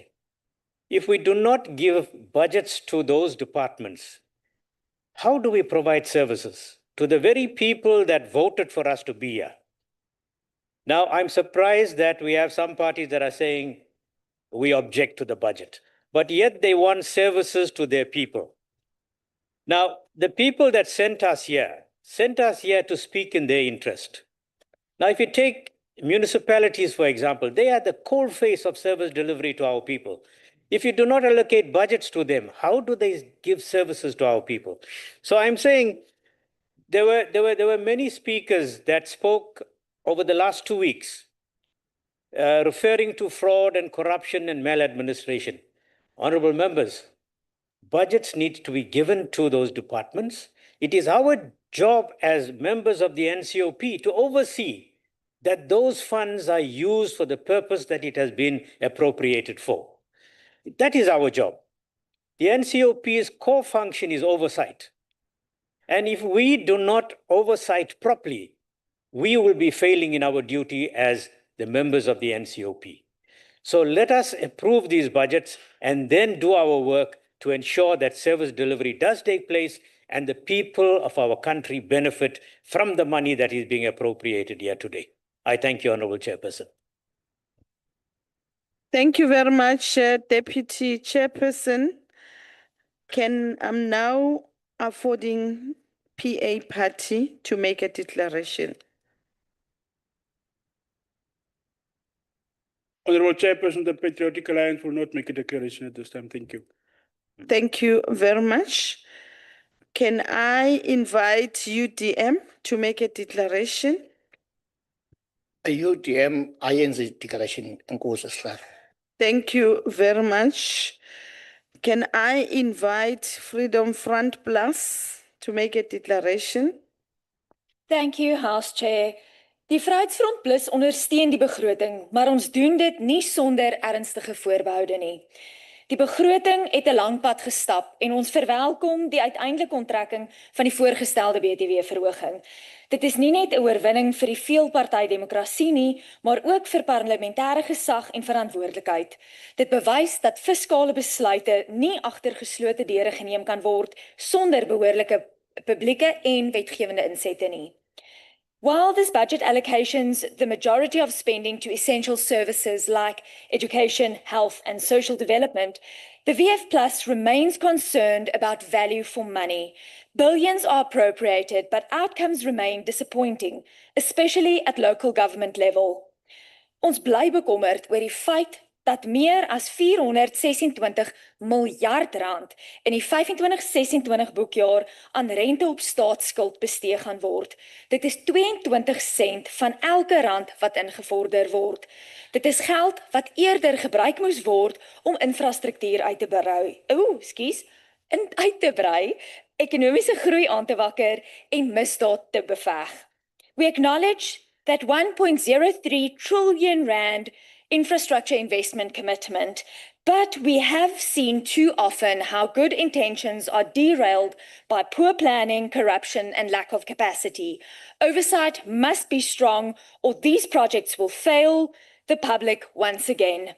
Die begroting vermy sommige van die slegste voorstelle, maar dit bly oppervlakkig in sy hervormings. Staatsbesteding is nog steeds ondoeltreffend en daar is min daadwerklike stappe om die staatsdiens te verslank, professioneel en prestasiegedrewe te maak.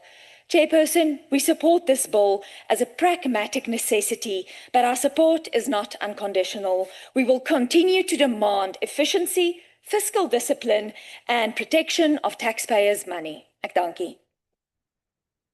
Baie dankie. I now recognize MK Party to make a declaration.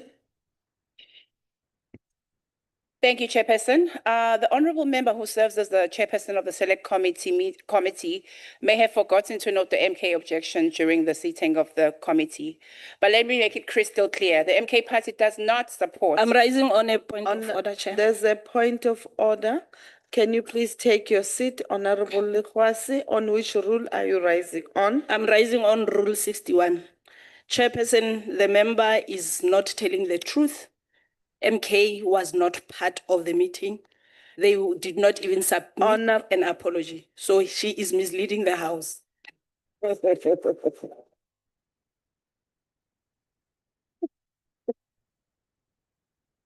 Chairperson, as I said, I'm making it crystal clear that the MK Party does not support. Can you please allow me, Honorable? That's what you did in the committee meeting. Honorable Lekwasi, first and foremost, you raised on the wrong rule, and you proceeded to address the House. So don't be moved. We got your point, and as such, please, Honorable Mukwena, don't come and misrepresent the committee here. Stick to your facts. If you were not in a committee meeting, you lost your opportunity to advance your party mandate. And therefore, it cannot be that you come and raise and mislead the House here. Therefore, you have an opportunity to do that now. Can I humbly request that you do just that? Thank you. Chairperson, I'd like to make it humbly clear as possible that the MK Party does not support this appropriation bill. No amount of selective hearing or procedural dodging will change that. We can never and will never stand here pretending that this budget is for the people, when in reality, it's a lifeline for your corrupt politicians, failing ministers, and bloated departments that can never deliver a simple toilet without a scandal. You call it appropriation bill, we call it a misappropriation bonanza. And now, when we raise our voices to object, you simply want to move on. That's a stage rehearsal where objections are treated like background noise. The MK Party objects loudly and proudly because we were not sent here to clap for crumbs. We were sent here to hold the line for the poor, the hungry, and the forgotten. Mark my words, the so-called GNU, the Government of National Unity, it's a group of the notorious and the useless, and it's falling apart faster than the empty promises that have been made. Come election time, the people of South Africa will remind you once more why they rejected all of you in 2024. And they will do it again with even more clarity. Honorable Mokoena, can you please take your seat? Honorable Chief Whip. I rise on a point of order in terms of Rule 69, read in conjunction with Rule 61, 1A. The member calling the GNU useless. Can the chair rule on that? Is that parliamentary? Honorable Chief Whip, that is the question for debate. And therefore, I will allow the honorable member to proceed. Thank you, Chairperson. Come election time, as I said, the people of South Africa will remind you why they rejected you in 2024. You can delay delivery, you can silence objections and stage fake unity, but you cannot survive the truth and you cannot escape the voters come 2026 and come 2029. Thank you. I now call upon EFF to make a declaration. No, thank you, Chairperson. Chairperson, let me first start by saying, Deputy Chairperson of the House, I fully agree with you that we speak for our people that voted for us, and we cannot agree to an austerity budget. Chairperson, the EFF rejects the proposed appropriation tabled by the Minister of Finance. We made proposals on all departmental votes and expressed the voices, frustrations, and desperations of our people. In a country as such as ours, addressing the impact of poverty and inequality should be a main priority across all provinces. The government plans do not address this. Chairperson, we do not object to the department budgets. When we stand up here and reject these proposed budgets, we are not objecting to service delivery to our people. We are objecting to a senseless budget cuts. This bill is a mockery to our people as it is missing critical funding in basic education, health, roads, and water infrastructure. Even if some are trying to score political points with the budget, we can agree that let's amend the proposed appropriation bill to increase the health budget so that we can employ all the 9,000 doctors who are unemployed today. We said let's agree to increase funding for basic education so that there is no public school that has a vacancy of teachers and pit toilets by the end of this year. We even said that let's increase the SARS budget because SARS commissioner said if we give him additional 14 billion in this financial year, not over some imaginary medium-term period, we can collect over 700 billion. We did not turn this budget into a political football, but engaged in a principled manner, and for that we reject the 2025 appropriation bill again. I'm now inviting DA to make a declaration.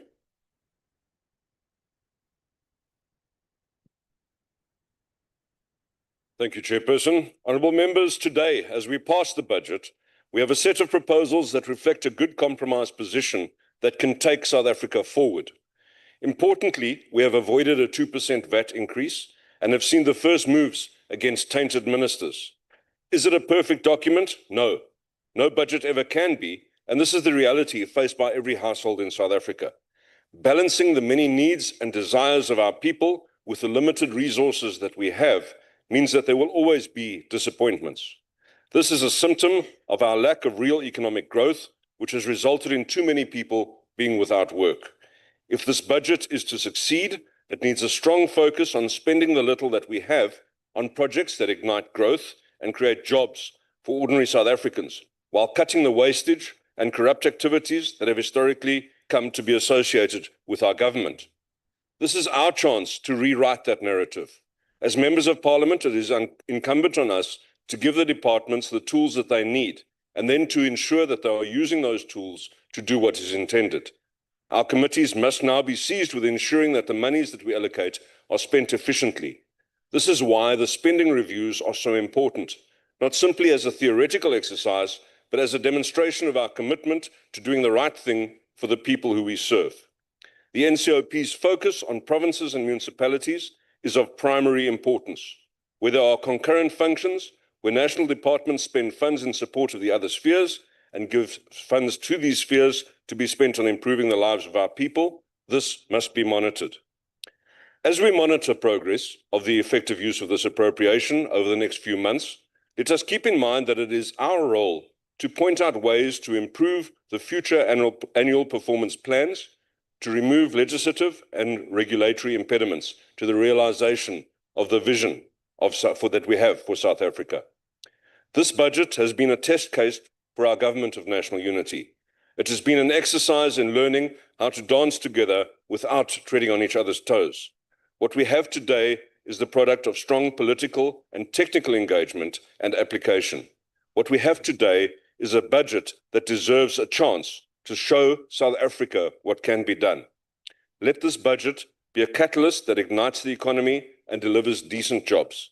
Let us ensure that it meets its ideals. The Democratic Alliance supports this appropriation. I thank you, Chairperson.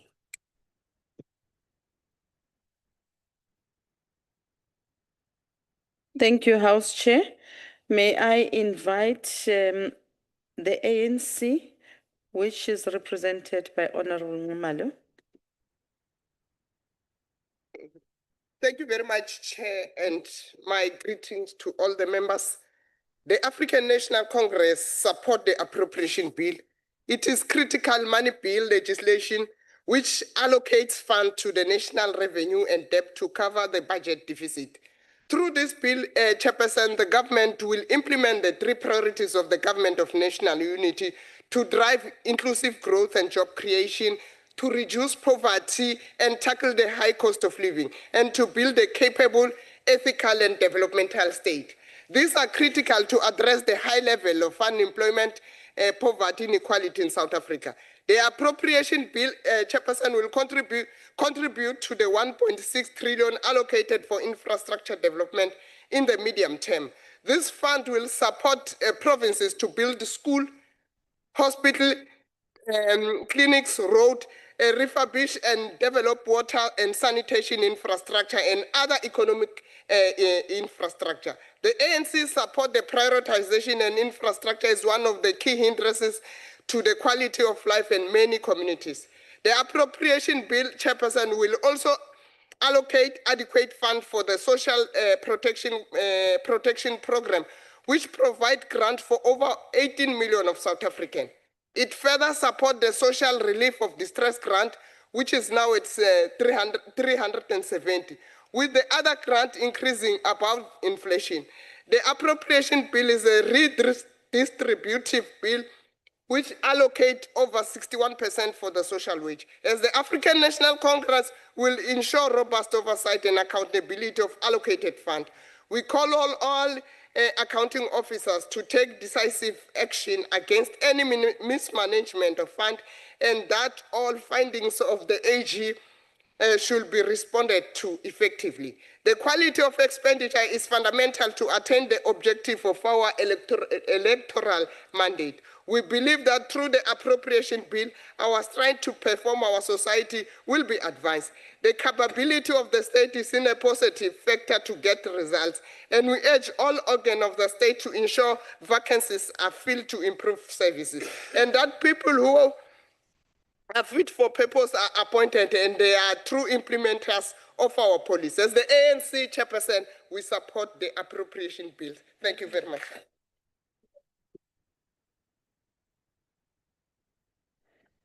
Thank you very much, honorable members. Honorable members, may I request our ushers, if there's any member who's outside, be requested to make her way or his way in the house as we're about to vote. And equally, those members who have joined in as special delegates in the virtual platform, may they be ready to cast their votes as well.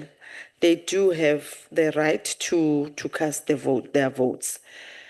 And we now proceed to the voting on the question. Let me just quickly allow the bells. I can see that they are ringing the bells. We're fine now. Okay. Honorable delegates, we are now proceeding to the voting on the question. And the question is that the bill be agreed to. Those delegates who are voting in favor, may they do so by raising their hands.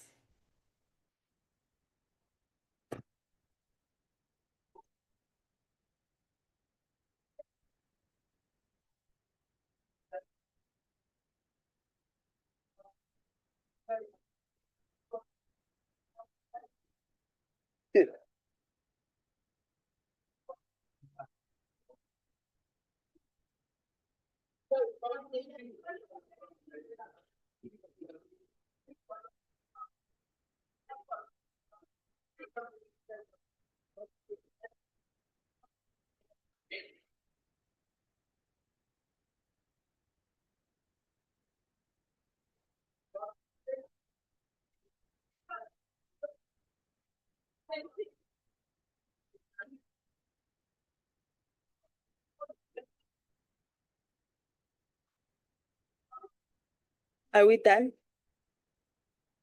Thank you, honourable members. The count is complete. And those on the virtual platform can lower their hands as well. You can lower yours as well, honourable members. I'm now inviting those members who are voting against this bill.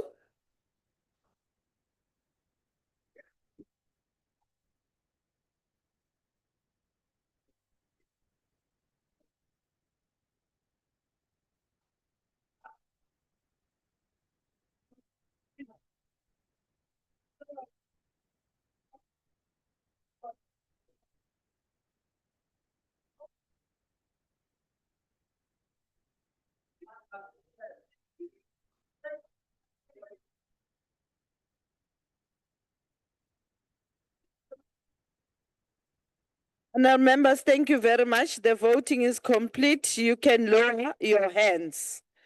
Honorable Nzimande, lower your hand.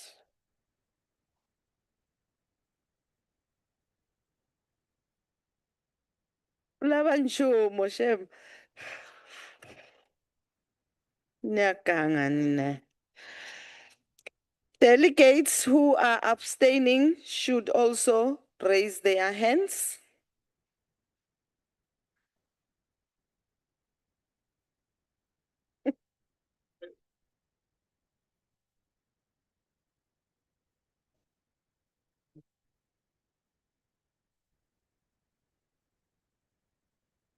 Okay.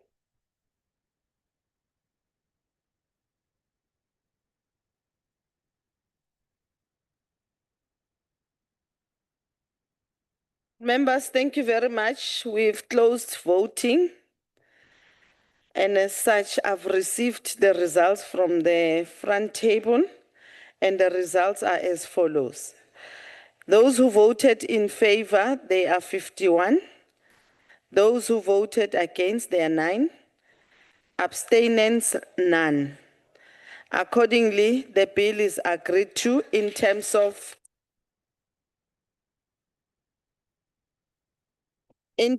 Section 75 of the Constitution.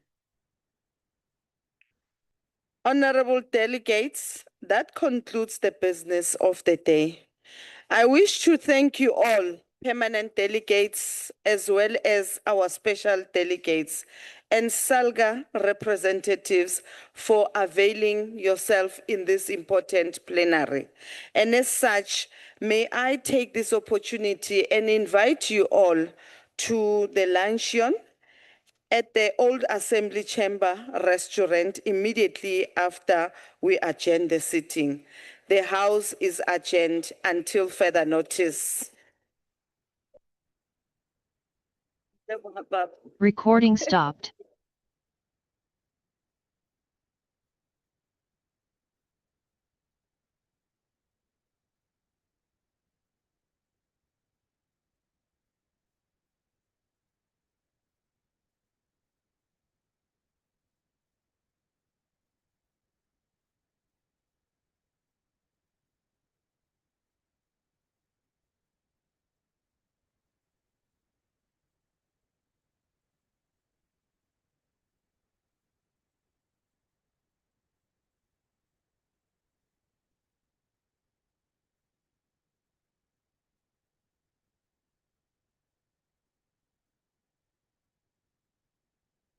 Ayune, pila yone fotu ayune.